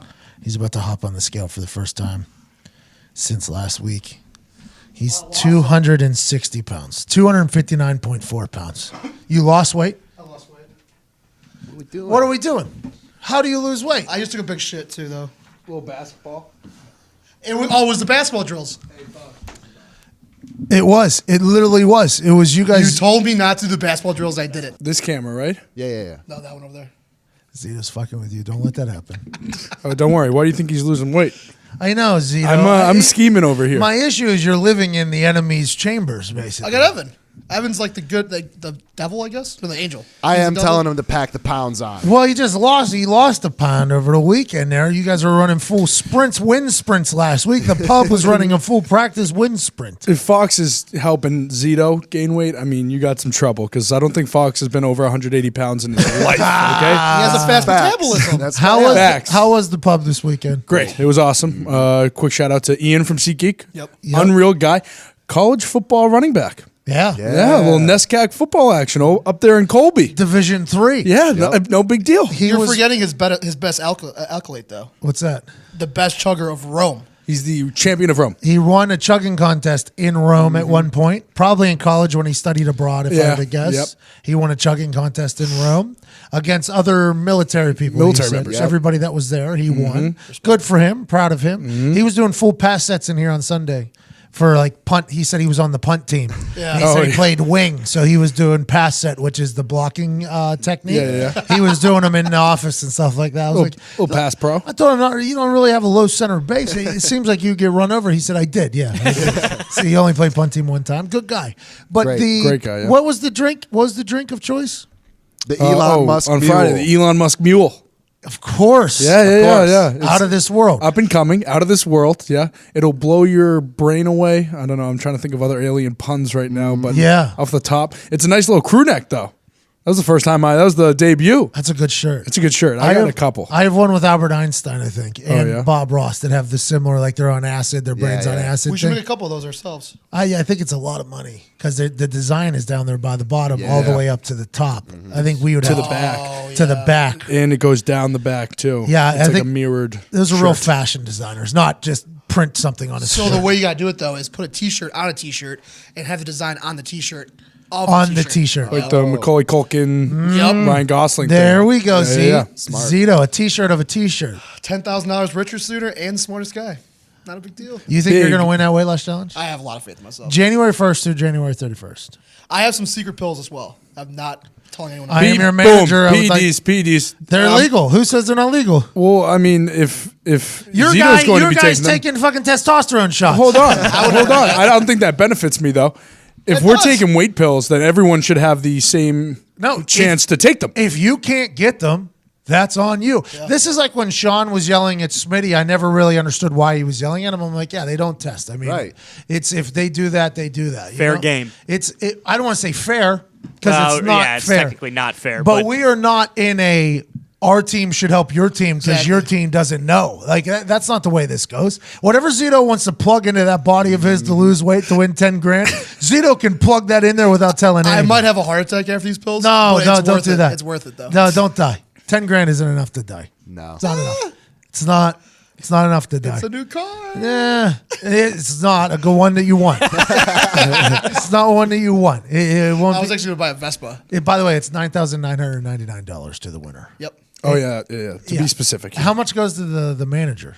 I'm taking none. I'm all in it for Todd. I want Todd to get healthier. Yeah, but if you have no skin in the game, you're not going to be really. I do have skin in the game. I want to be the best manager that this office has ever seen when it comes to losing weight. That is my skin. I want to make a name for myself in the health training world. Oh, so all of a sudden we got maybe the next Tybo in. Yeah, I'm making a dent. Maybe the next P90X in the building. Not to mention that me and Zito drive home every day, so we pass multiple fast food places. I might make him stop here and there. So who knows? Maybe Zito. Oh yeah. By the way, during this month, January 1st to 31st, I will have a show for driving you around. Let's go. Just so that these things, and by the way, you might be put up in a hotel too. That's get you out of this stupid ass pub. Taking him to the pub. Whoa. Need you to get out of the pub. I will say though, like originally the original challenge we had, or at least Evan knows. Yeah. I literally shut myself away from everybody. It was incredible. Good. We should. It was incredible. Whenever we went out, because I did the whole intermittent fasting portion of it, where it was like I stop at 7. They would be going to get dinner at 7:30, and I can't eat. Sorry, boys. He really did too. Are you going to do it again? Yeah. That's the easy. Like this one, once you these train your stakes body- are high right now. I know. The stakes are high. My dad has entered. Oh. Tim, we should get him in here. That changes the game too. Go get him. He's gonna win too. Hold on, Ty. Oh, is he Ty? Ty, you going to be his manager? Yeah. Oh yeah. Oh, really, Ty? Oh, I yeah. thought you were Team Zito. Well, I was Team Diggs the first time because I lived with him. Oh, boy. You know, He was never Team Zero. You set yourself up for a bad situation there. You see that? I thought I could make him switch. Yeah, but last you, second. you thought maybe you put a little persuasion in there. Yeah. Me and Todd have communication for days too. I don't know if you guys already know, but every night I've been texting him, "Hey Todd, make sure we eat a little pizza before bed. Make sure we have some ice cream. Make sure we have some chocolate milk." So the communication on our end is flawless right Is now. my dad going to be able to talk right there? Yep. We can get him right there. Let's get him a a chair. seat. Let's give him a seat. Okay, Tim McAfee has entered the weight loss challenge. Dad, how's it going? It's going real well. Okay, so January 1st through January 31st, do you know the rules? No, I do not. Okay, you just said you're in. Tim McAfee is now working full-time on the Pat McAfee Foundation, by the way. Very excited for Here we him. go. Very excited in for the him. office. In the office. Let's go. The office is had the addition of Tim McAfee and Jason McAfee. Yep. Jason McAfee will be working graphics and stuff like that, making music. Tim McAfee will be focusing on the Pat McAfee Foundation, which, by the way, good foundation. We have a good one. Absolutely. Excellent foundation. You have been spearheading this thing for years now, but it's always been part-time because you had to do other work. Now you're going full-time into the foundation. Quick stats about the foundation. We are a foundation that gives scholarships to children in military families. That is correct. And to date, we have given roughly Approximately $500,000 of scholarships Yeah. to over 60 people. Correct. Yeah, it's I don't really pump it that hard either. It's something that we just do, raise money, I donate. We've given like $500,000 in scholarships. Every single scholarship recipient is the child of a military family. They have to answer an essay question, Pat McAfee Foundation. We've done really cool things. It's getting a chance to watch like the first winner, she's now a pharmacist. Yeah, and she received multiple scholarships to pay for her pharmacy school From us. Yeah, and now she's a pharmacist, and her dad was he was a colonel, I think. I don't know. He used to drop out of the planes, though. He's a skydiver. He was a lunatic of a man. Yeah, it was really cool to learn about her. So we have a good time now. Tim's focusing full time. 50. Yeah, there we go. 501c3. Correct. So you donate to tax exemption. Pat McAfee Foundation. The website will be up and you're building the website, right? Yeah, I'm working on it right now. Which is awesome. The website will be up and running, and that is who you are losing weight for in January. That is correct. So it is a percentage of weight from January 1st to January 31st loss. Okay. So right now it's beefing season for everybody. Zito's trying to pack on the pounds. He somehow lost a pound. So I don't know how that goes. What will be your technique in this thing? A healthy technique. Really? Yes. Ooh. 31 days, though, you're going to be battling against people who are not going to be doing it the healthy manner. I realize that. But I don't want to do anything that's going to harm my old body. Yeah, you are an old man now. You are an old man. Yeah. Todd also old. Maybe there's a plus-minus percentage there, like a handicap, if you will. For over 50, for over 40? Yeah, exactly. Are you trying to get a... Hey, I'm just trying to help my friend Tim over here, okay? Oh, is it for Tim or it's for Tim. Todd? It's for Tim. Until like January 1st. By the way, Ty wants to be your manager. Okay, I would be honored to do so. So Awesome. Ty Schmidt and Tim McAfee are now a team. Can I be his manager too? What's that? Can I be his manager too? No, you are in the. You are competing against Zito. Absolute legend. I would love to be his manager as well. I understand that you would like to be a part of Block Dad's team, but he is your direct competition. Okay, this is $10,000 either to the foundation or to Zito. Remember that. Yeah, the foundation's going to get it.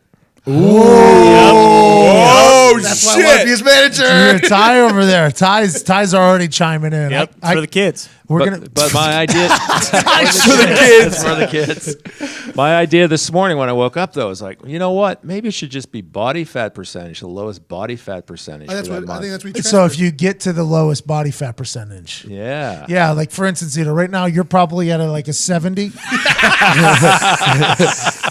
I thought that's what we're doing. Body fat. No, yeah, you're doing a percentage of your weight loss. Percentage of weight loss, Percentage of your weight loss. So in comparison to how much you weigh versus how much you end up weighing, so that everybody's on a fair scale. I was never a fraction guy. So body fat percentage is how much of your body is actually built up of fat.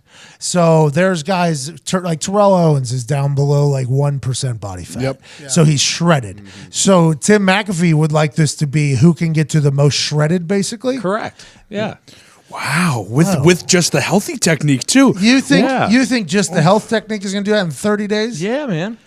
Block Dad has some secrets. He seems confident. Dad, but your old ass is slow metabolism. I don't know if it's going to work. Remember, I used to bodybuild, way back in the day. Ooh. He was a triathlete too. This guy. I think he has some like Eagle Scout stuff he has like under his belt. I don't know if the Boy Scout, Eagle Scout world will help him, but he did used to just triathlete all the time. The guy's gotten a speeding ticket on his bike before. That is correct. What? A speeding ticket on his bike. Ticket. Yeah. Yeah. That is can we get more from that? I have no idea how that even works. Where were you going? 50 miles per hour, just pumping it out? I was going about 53 through a park? Through a county park. It's like speed limit 15. Did a bike cop pull you over? No, it was a guy in a car. Guy in a car, and I see him. He's going up the hill. I'm going down the hill, so I'm flying down the hill. But I got to go back up the hill to get out. Well, he waited for me. About halfway up, he stops me. Oh, halfway. He waited halfway too. Halfway up. And he goes, sir, can I see your driver's license? I said, no, I got biker shorts on. I don't have any ID or anything. But A bicycle is a vehicle, and you have to follow the laws of the road when you're on a vehicle. 53 miles an hour. He's a freak. He's the fastest kid alive. This is a 15-mile-an-hour zone. You were going way faster than that. Luckily, he didn't have radar, you know? So the thing about it is he did that, and then he did another triathlon. And the bike always seemed to be the issue.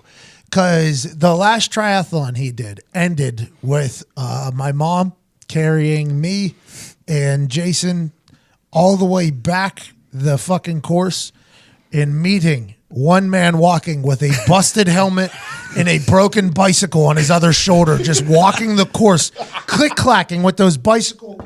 The shoes. Walking the fucking triathlon course with the bike over his shoulder and a busted helmet on the other side. You went down into the woods and hit a couple trees. Yeah, I had a blowout on a turn. I was doing pretty fast, probably 40 or 50 miles an hour. When you're breaking the sound barrier on a bike, that's going to happen, I guess, right? It's going to happen. You're going to hit a tree or two. He did it. His fucking little helmet was just in like these just shredded to pieces. Just shattered it. And he had the bike on his other shoulder and he's just walking click, clack, click, clack, click, clack. And my mom's like, never again. Never again are we fucking doing this. That was the last one right there? That was the last one. Pretty sure it was. Yeah, that was the last one. He was a freak, though. He used to be because triathlon is no joke. We have a tie. Can we have a triathlon? Yeah. You don't want that. A drinking Well, he's going to break his bike. I'm going to win. No, he's a fucking fish in the goddamn pool. Oh, you were a still. swimmer in high school, weren't you? Yeah. He's still a fish in the pool, though. He gets in the pool. He does his little fucking does the whole thing. It's like he's little dolphin toss he or does something. Yeah, his little flips. Are you a freestyle guy? No, it's a breaststroker. Oh, me too. Growing up. The room lights up. Just simple mention. Gliding through the water right on the top. Yeah. Oh, I was a big breaststroker. He had a couple pool records back in Pittsburgh. I did. Had a couple pool records back in the day. Oh, Donner and Blondnox? No, not in Blondnox. Z. He's the worst. He tried to say Indianapolis with a Pittsburgh accent the other day, and it sounded like he was choking. He sounded like he was choking on something. Indianapolis. It was so bad. Okay, so I don't know if it's going to be body fat percentage at the end because we would have to get a fucking buoy machine in here. The thing that there's only one real way. There's people that pinch your skin and say that they can get it. Nowhere near accurate. You got to go into like this water thing where you got to like balance yourself and it tells you. That's your buoyancy. Yep. Yep. There you go. It's actually correct. Good for you. Good word there, buoyancy. I'm actually a big buoyancy guy. Hey, how do you feel about the Steelers and the Colts yesterday just getting crushed? Very disappointing. It's terrible, isn't it?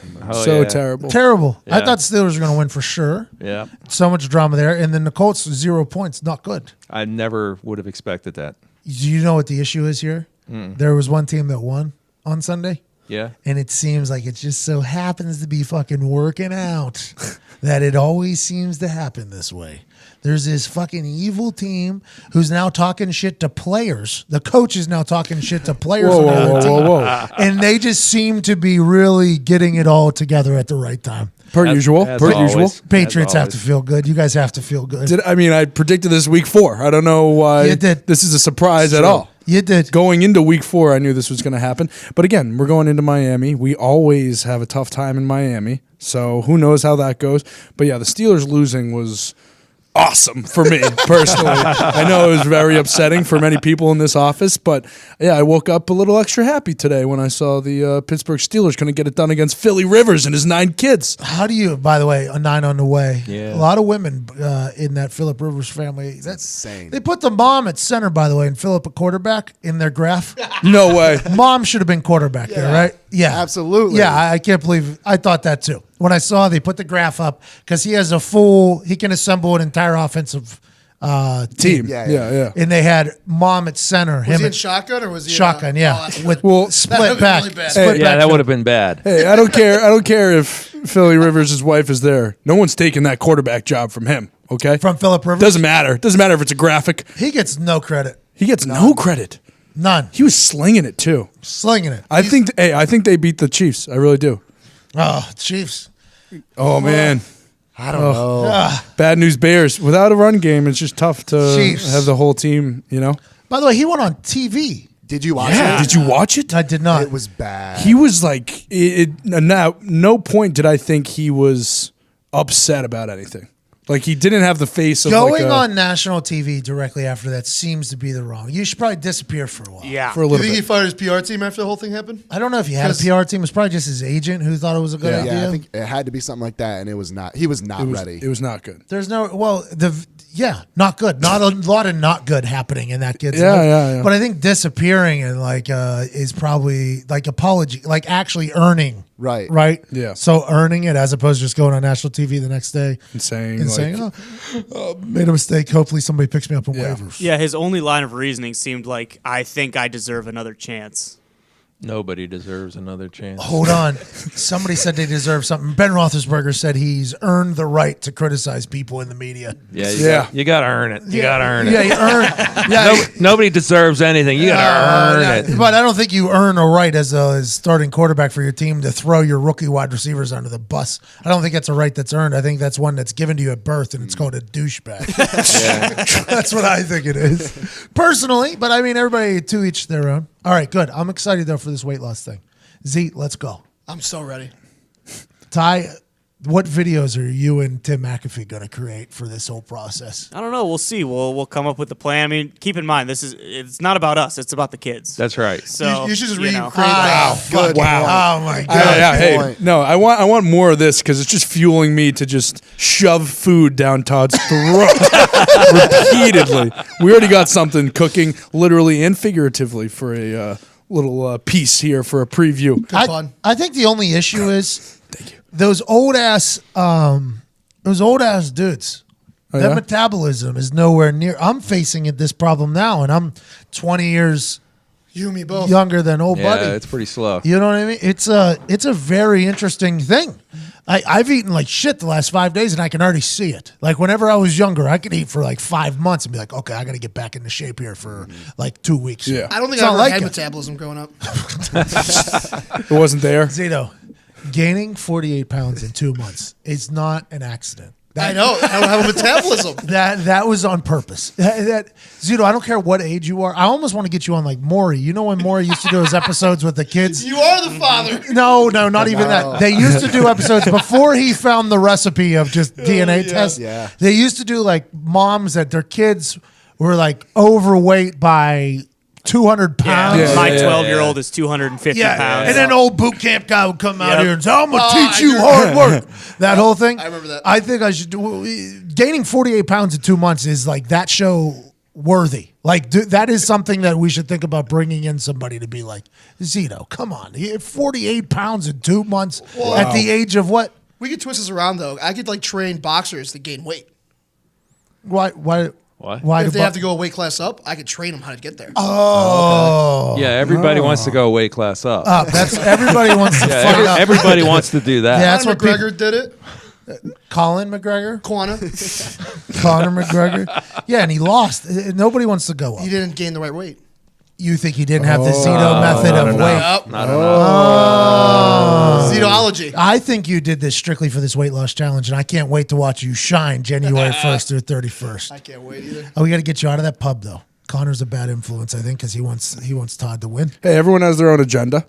Hey, the pub sticks together, though. So deep down, I know where Connor's heart's going to be at. Yeah. Although on this microphone, he might not show it. Deep down, pub's together. And he knows I'm buying a bar for the pub if I win. True. Oh, now I just Last found out. time- Here we go. Hold on. I just found out. Is Todd? Does Todd know that his manager is pulling for somebody else? Oh, no, I'm not pulling for anyone else, but now this just turned into a win-win scenario, as they 3 say. kegerators in there. A win-win scenario, as they say. Unbelievable. All right, well, good luck to everybody. I'm happy you're in it, Yeah, me too. and I'm happy you're doing the foundation full time. That's going to be cool. Yeah, it's awesome It's already. going to be good to have you in the office. Yep. Yeah, that'll be great. People dying to get in here, too. I know. What are you talking I about? love sharing the desk upstairs with them because we're like desk buddies now. I think we kind of moved your desk out, didn't we? No, like the Twitch desk. The Twitch desk. We just pushed him out a little Yeah. bit. Well, Zito stopped using his desk and just started utilizing only the Twitch desk, which makes sense, by the way. Yeah. So now there's a Twitch zone, basically. You guys have your own area over there. The middle of the mezzanine is the Pat McAfee Foundation area. And then if we ever need a team meeting, it's over here by the dry erase. Yeah, the brainstorm area. In the lower area area here. This is where the bloggers kind of roam. Yep. Because the blog is about to be back up. Oh, The yeah. content creators are down here. The meetings all kind of basketball is down here. Yes. Recording is down here. Upstairs is where the business is handled. Yep. That's right. Makes sense. That's where the business is. Makes sense. Tim McAfee was talking about bringing people in this office, just showing them around so they can maybe. No, I didn't. Yeah, he did. First thing he said to me, No, he's I like, didn't. "All right, you know, we're gonna have to clean this place up. I'm gonna have people in here." I'm like, "Who the fuck you having in here?" Hey, He's Tim, like, "Well, I tried that once. Didn't go over very well. Just a heads up. I did. I had the first day Gorman was here. We got another guy here who might be working for us full time. I'm not sure. First day, there's some people showed up at the door. He just welcomed him in. It was like 4 people, just welcomed right on in. I was like, hey, by the way, don't ever fucking do that again. Don't ever do that again. Well, the only people I want to bring in are the guys that are going to give us a lot of money. Or girls, sexist. Bigger. Jesus. Well, yeah. Got him. Damn it. You said guys as the hey guys, unisex. hey yeah, guys, hey, yeah, absolutely. yeah. The humans who are going to be donating money to the Pappy Right, the Foundation. larger corporations and the big wigs. Yeah, because you're going to have to start handshaking. I think this is going to become a handshake biz. Definitely. It's going to be interesting. If to you need some watch. tips, we just got back from California. We shook hands and kissed a lot of babies. Yeah. It's You need any help? unlimited. Yeah, we're almost professional handshakers and baby kissers if you need any help in that aspect of the business. Awesome. We're also very good at waiting in line. Very good. Very good. That Very same place patient. that they shook a lot of hands was called TwitchCon. Just lines everywhere to get in lines. That's all they did. A line for a line? Yep. Yeah, there were lines for lines. We made it through. Yeah, we made it through. I mean, hey. They said there's one in Berlin. Yeah, That's the European one, and I would love to go there. Oh, so you're letting everybody else tell me about it? Is that what you're No, doing? they're doing that themselves. Oh, They're are doing you it on themselves. Twitch saying, hey, maybe we go to Twitch Berlin? we Somebody really tweet aren't. that. We really aren't. I don't know. literally- You said this before too, right? You thought that people were tweeting you because Somebody sent me a tweet that was a direct quote from Zito. I know it. It was like, hey, Zito is really fun on Twitch. I would never use my own name. Don't fire him. I would use I. I'm telling you, burners? we haven't told them to say anything like that. They just want us to go to Berlin. I'll go It's with not you. us. I'll be your guide. Oh, let's go. Hold the phone. Ich verstehe Deutsch sehr gut. Nice. What is going on? He Ja. speaks German. Yeah. He speaks German. All I know is 9. Sounds like Yeah. the foundation's taking a hit for those fucking 5 days. Hey, you folks here in Germany, we want some money for military kids in the U.S. Oh, not again. I think. Okay, so you guys want to go to Berlin? When is it? No, it's really California. That's like the European one. Yeah, When is I don't it? want to go to It's Berlin. next year. I don't like leaving America at all. Did it once. It was terrible. I Where'd you go, hated it. China? Yep. I'll tell you. In China, it's different. I always say that I love America a lot more every time I leave it. And Yes. it's true. I think a lot of people who have never left America bash America Mm-hmm. because they've never been anywhere else. They're just told what it's like everywhere else. And then once you go there, it's like, I feel like I've been on almost every continent. I really, and Where's I the just, best place you've been to? Germany was awesome. Wow. Germany was really fucking awesome. The people were very nice. Yep. Ireland, the people were not very nice to me. Not at all. France, people were terrible.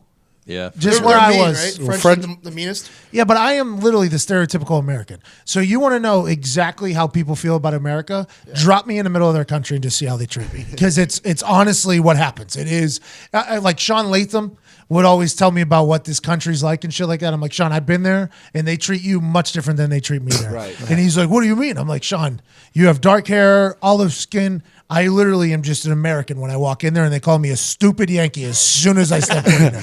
So it's very interesting. My travels have been very interesting, but every time I leave, I'm like, I can't wait to get home. I cannot wait to get home. Yeah. And it might be because my bed is amazing. Yeah. But also because I think a lot of, just like a lot of things, people don't realize how good they have it until they see something else. Yep. It's kind of the way it goes. Yeah, that's for sure. Put that on a Hallmark card.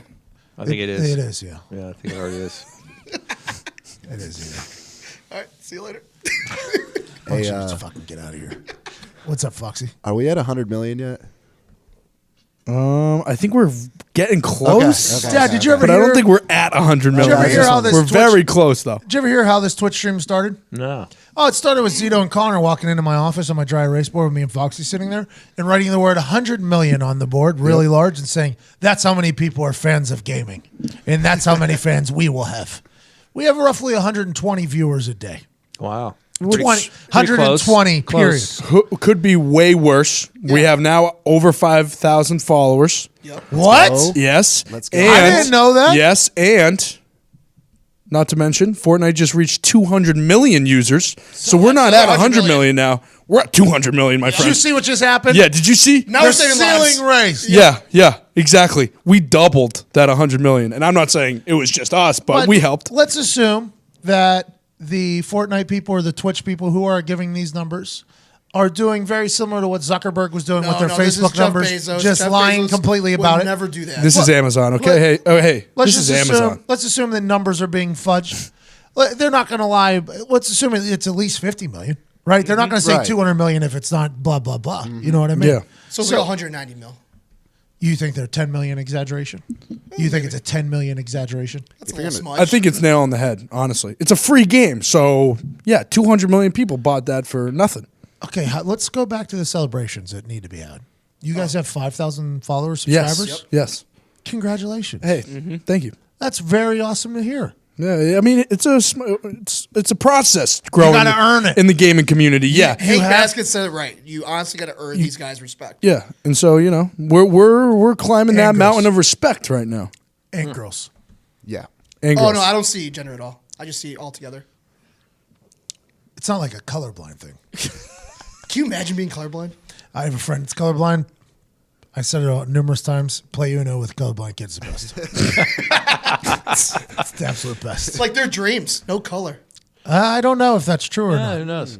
Like, do you? He never had color at all his whole life. No, we had like I used to like look out for him too when people would because the natural. Oh, like red light, green light, the game. Yeah. But he knows the colors of certain things. So when somebody would ask a question, I would just mention that thing, and then it would be the answer, right? So it would be like because it's very hard not to. I did it to him for like a year when I found out he was colorblind. It's very hard not to be like, "What color is this?" And I'm like, I don't fucking know, man. I'm colorblind. And it gets to a point where it's very annoying. So we had like a little code. Is he all colors, or did he just not see like green or I think red? It's pretty much all of them. Pretty much all of them. Wow, Is seeing that in black Chris? and white. Yeah, Chris is pretty much. I think Chris is pretty much black and white. Yeah, usually it's like a blue and red or Green and Larman? yeah. Yeah. No way. Yeah, we had to. He told me nice shirt. Yeah, Yeah. It's all the same. It was gray. It's all the same. It's all the same. It's all the same. But he, there was times where we were playing a team and we had to change uniforms because he couldn't tell the difference. Wow. Yeah, we'd be like blue because we were a purple school and we'd be playing like a blue team. And he would like embarrass at the beginning. It was like kind of embarrassed. Like, is there any way we can just wear white? Is there any way we can? Is there any way we can wear white? Yeah, that's a real thing though. That's a real. Oh thing. yeah, the Bills Jets color rush game a couple years ago. Yep. It was red and green, and so many people couldn't even tell what team was which. The whole sight thing is very interesting. Yeah, it scares me. It scares me too. I got that LASIK and it freaked me out. You go blind for a whole second, right? It's like 5-6 seconds. You just don't see anything, and then this orange light comes back, and you're like, "Whoa, we're back in the game!" It's terrifying. I can see again. It's worth it though. Next day, you got superhero vision. Yeah, which is crazy. I have 1-a-day contacts. They're the worst thing in the world. I hate touching my eyes. Oh, I love touch my eye. It's just it scares me. I feel like I'm going to get something in there. I got a 30-day contact lens. Oh, me too. Up top. I don't like sleeping with them though. I sleeping with contacts on scares me as well. Why? I did it for like 6 months, Yeah. 7 months They at get a time. stuck on there or something. I don't know. If it gets stuck on there, win. Okay, now we just have that vision. It's forever. permanent. I don't know. Mine gets I've stuck heard to stories. the back of my eye. Yes. Mine will fall out. Exactly. Fight for it. I had to take mine out for like 5 months, I think, before my LASIK. It was 3 months. 3 months I had to take mine out because I never took them out. Yeah. So I had one pair in for like 2 years. Did they have you on the drops? No. I just lived. I literally just lived. And they tested my eyes. They were like, your eyes are a bit swollen. We're going to have you on glasses for like a month. Wow. And then a month later, they were like, probably another month. And probably one more month. And I had these glasses, these black glasses that I wore, made me look real official. Did your eyes feel better after those 3 months? No, because I got LASIK immediately, which is when they tape your eyes open and then they laser it. But I could see the very next morning was a whole new world. So you're only out for one day? They just gave me a bunch of Ambien. So I got the LASIK at like 5 o'clock. It was the last one of the day. Yeah. Taped my eyes open, thing that, and then just gave me 3 Ambien. And then I woke up at like 3:30 a.m. Yeah. And my eyes were just like, oh my God. It's a whole different one. It was literally a whole new world. a whole new place. Sorry about that. I walked into the indoor facility, our indoor practice facility. I was like, oh, this is a really nice place. Because with the contacts, all I could see was like the blur around the lights. Yeah. Because I wore contacts for so long. So I am. So the blur was just around the lights. So the entire roof might as well have just been a bunch of like light blur. It was just blur. And then the first day I go in there with the LASIK, I was like, oh shit, this is a pretty nice place. You guys got a nice little indoor facility here. This is pretty cute. It looked just a bunch blurry the last time I was in here. This is really nice. That's how I am. If it's raining at night, I can't see anything. see shit. Yeah. It's terrifying. It is. And do you ever wonder, like, way back in the day, I'd be dead already. Oh, yeah. With the eyes for they gave sure. me, Well, I would be you dead. would be, Foxy, back in the day, you'd be dead because of a lot of things. Okay. Fair. But the eyes are not helping. The eyes would be, that's just such one thing that people never think about. Think about like vision back in the day when there was no glasses. Oh, Yeah. There was just blind ass caveman walking around just getting sniped by other animals because he had no idea. Eaten by crocs because you have no clue that they're sitting there. None. Yeah. The crocs are like, hey. And you're like, I hear something. I just can't see a fucking thing. And then the deaf people back in the day. Oh, no. Think about how people were just yelling at them for a long time. Had no idea. They couldn't hear a single thing. Quit ignoring me. I bet. Just think they're stupid, right? I'm pretty sure they just dubbed them stupid. Had to. And then just let them go. But really, they just couldn't hear a thing. I always said this. At one point in time, the man who created a comfortable chair was the Steve Jobs of his era. Oh, yeah. They were just sitting on rocks. And then somebody was like, I'm going to put a padding on here. And then that guy, he had sex with every woman in the village. Yeah, and then someone chair guy. Chair, that guy made the soft chair. then someone made armrests, and then you got to think, That guy changed. No, they collabed. that guy changed the game. Well, then they collabed to How about bed guy? oh, Bed guy took it to a whole new level. Yeah. Everybody talks about the guy who made the wheel and all that shit. What about bed guy? bed guy Or girl? or girl or hammer guy. Imagine the guy who invented the hammer or girl. That changed building forever. How about screwdriver guy or girl? Oh no! Wow. Yeah. You got big mongoloids hammering everything, and then it was probably like a little bit more of a delicate human. I was like, well, I can't hammer the thing, but maybe I can twist it. That would have been me. Outsmarting them. I don't know if that was going to be you. Work smarter, not harder, Exactly. says the Fox Village. Yep. That makes sense. And we're screwing everything in, and it's tighter, too. Yeah, but It you'd have a lot of stays trouble. tighter. Yeah. You'd have a lot of trouble getting in there, though. Oh, yeah. Yep. Yeah. A lot of trouble. Yeah. Screwing would be really hard for you, especially without the sight. Yeah, but at the end of it all, we're in a good spot. Where Yeah, you you go? are. Yeah, Absolutely.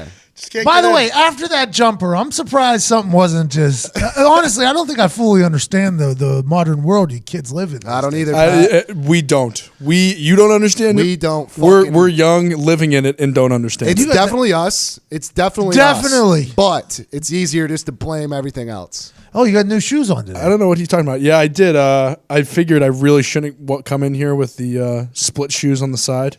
They're not new. They're just my second of 3 pairs. Now only 2 though. Connor used to dress like the biggest asshole I've ever seen in my life. Used to?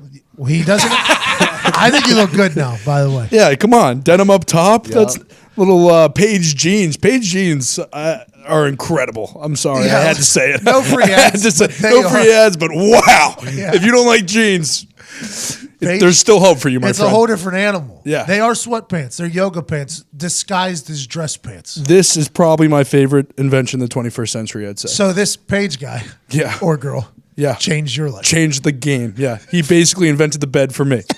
That's what he did. That's what he means to me. Who is the gun guy or girl? Oh, that guy's an idiot. He made a it gun was- to end war. Smith and Weston. No, it was a Chinese. Chinese came up with gunpowder. Yeah. Yeah. And fireworks. Yeah. The Zambellis run the fireworks in Pittsburgh. The Ottoman Empire, I believe. Yeah, that was the powder keg. The old powder I don't know keg. if we're being serious right now. Oh, yeah. Oh, yeah. Zito, Oh, yeah. you just dropping factual references and then having 2 I'm a big people- history buff. Oh, are you? Oh, yeah. 1776. Oh, that's a year drop. That's a year drop. When did the war actually end?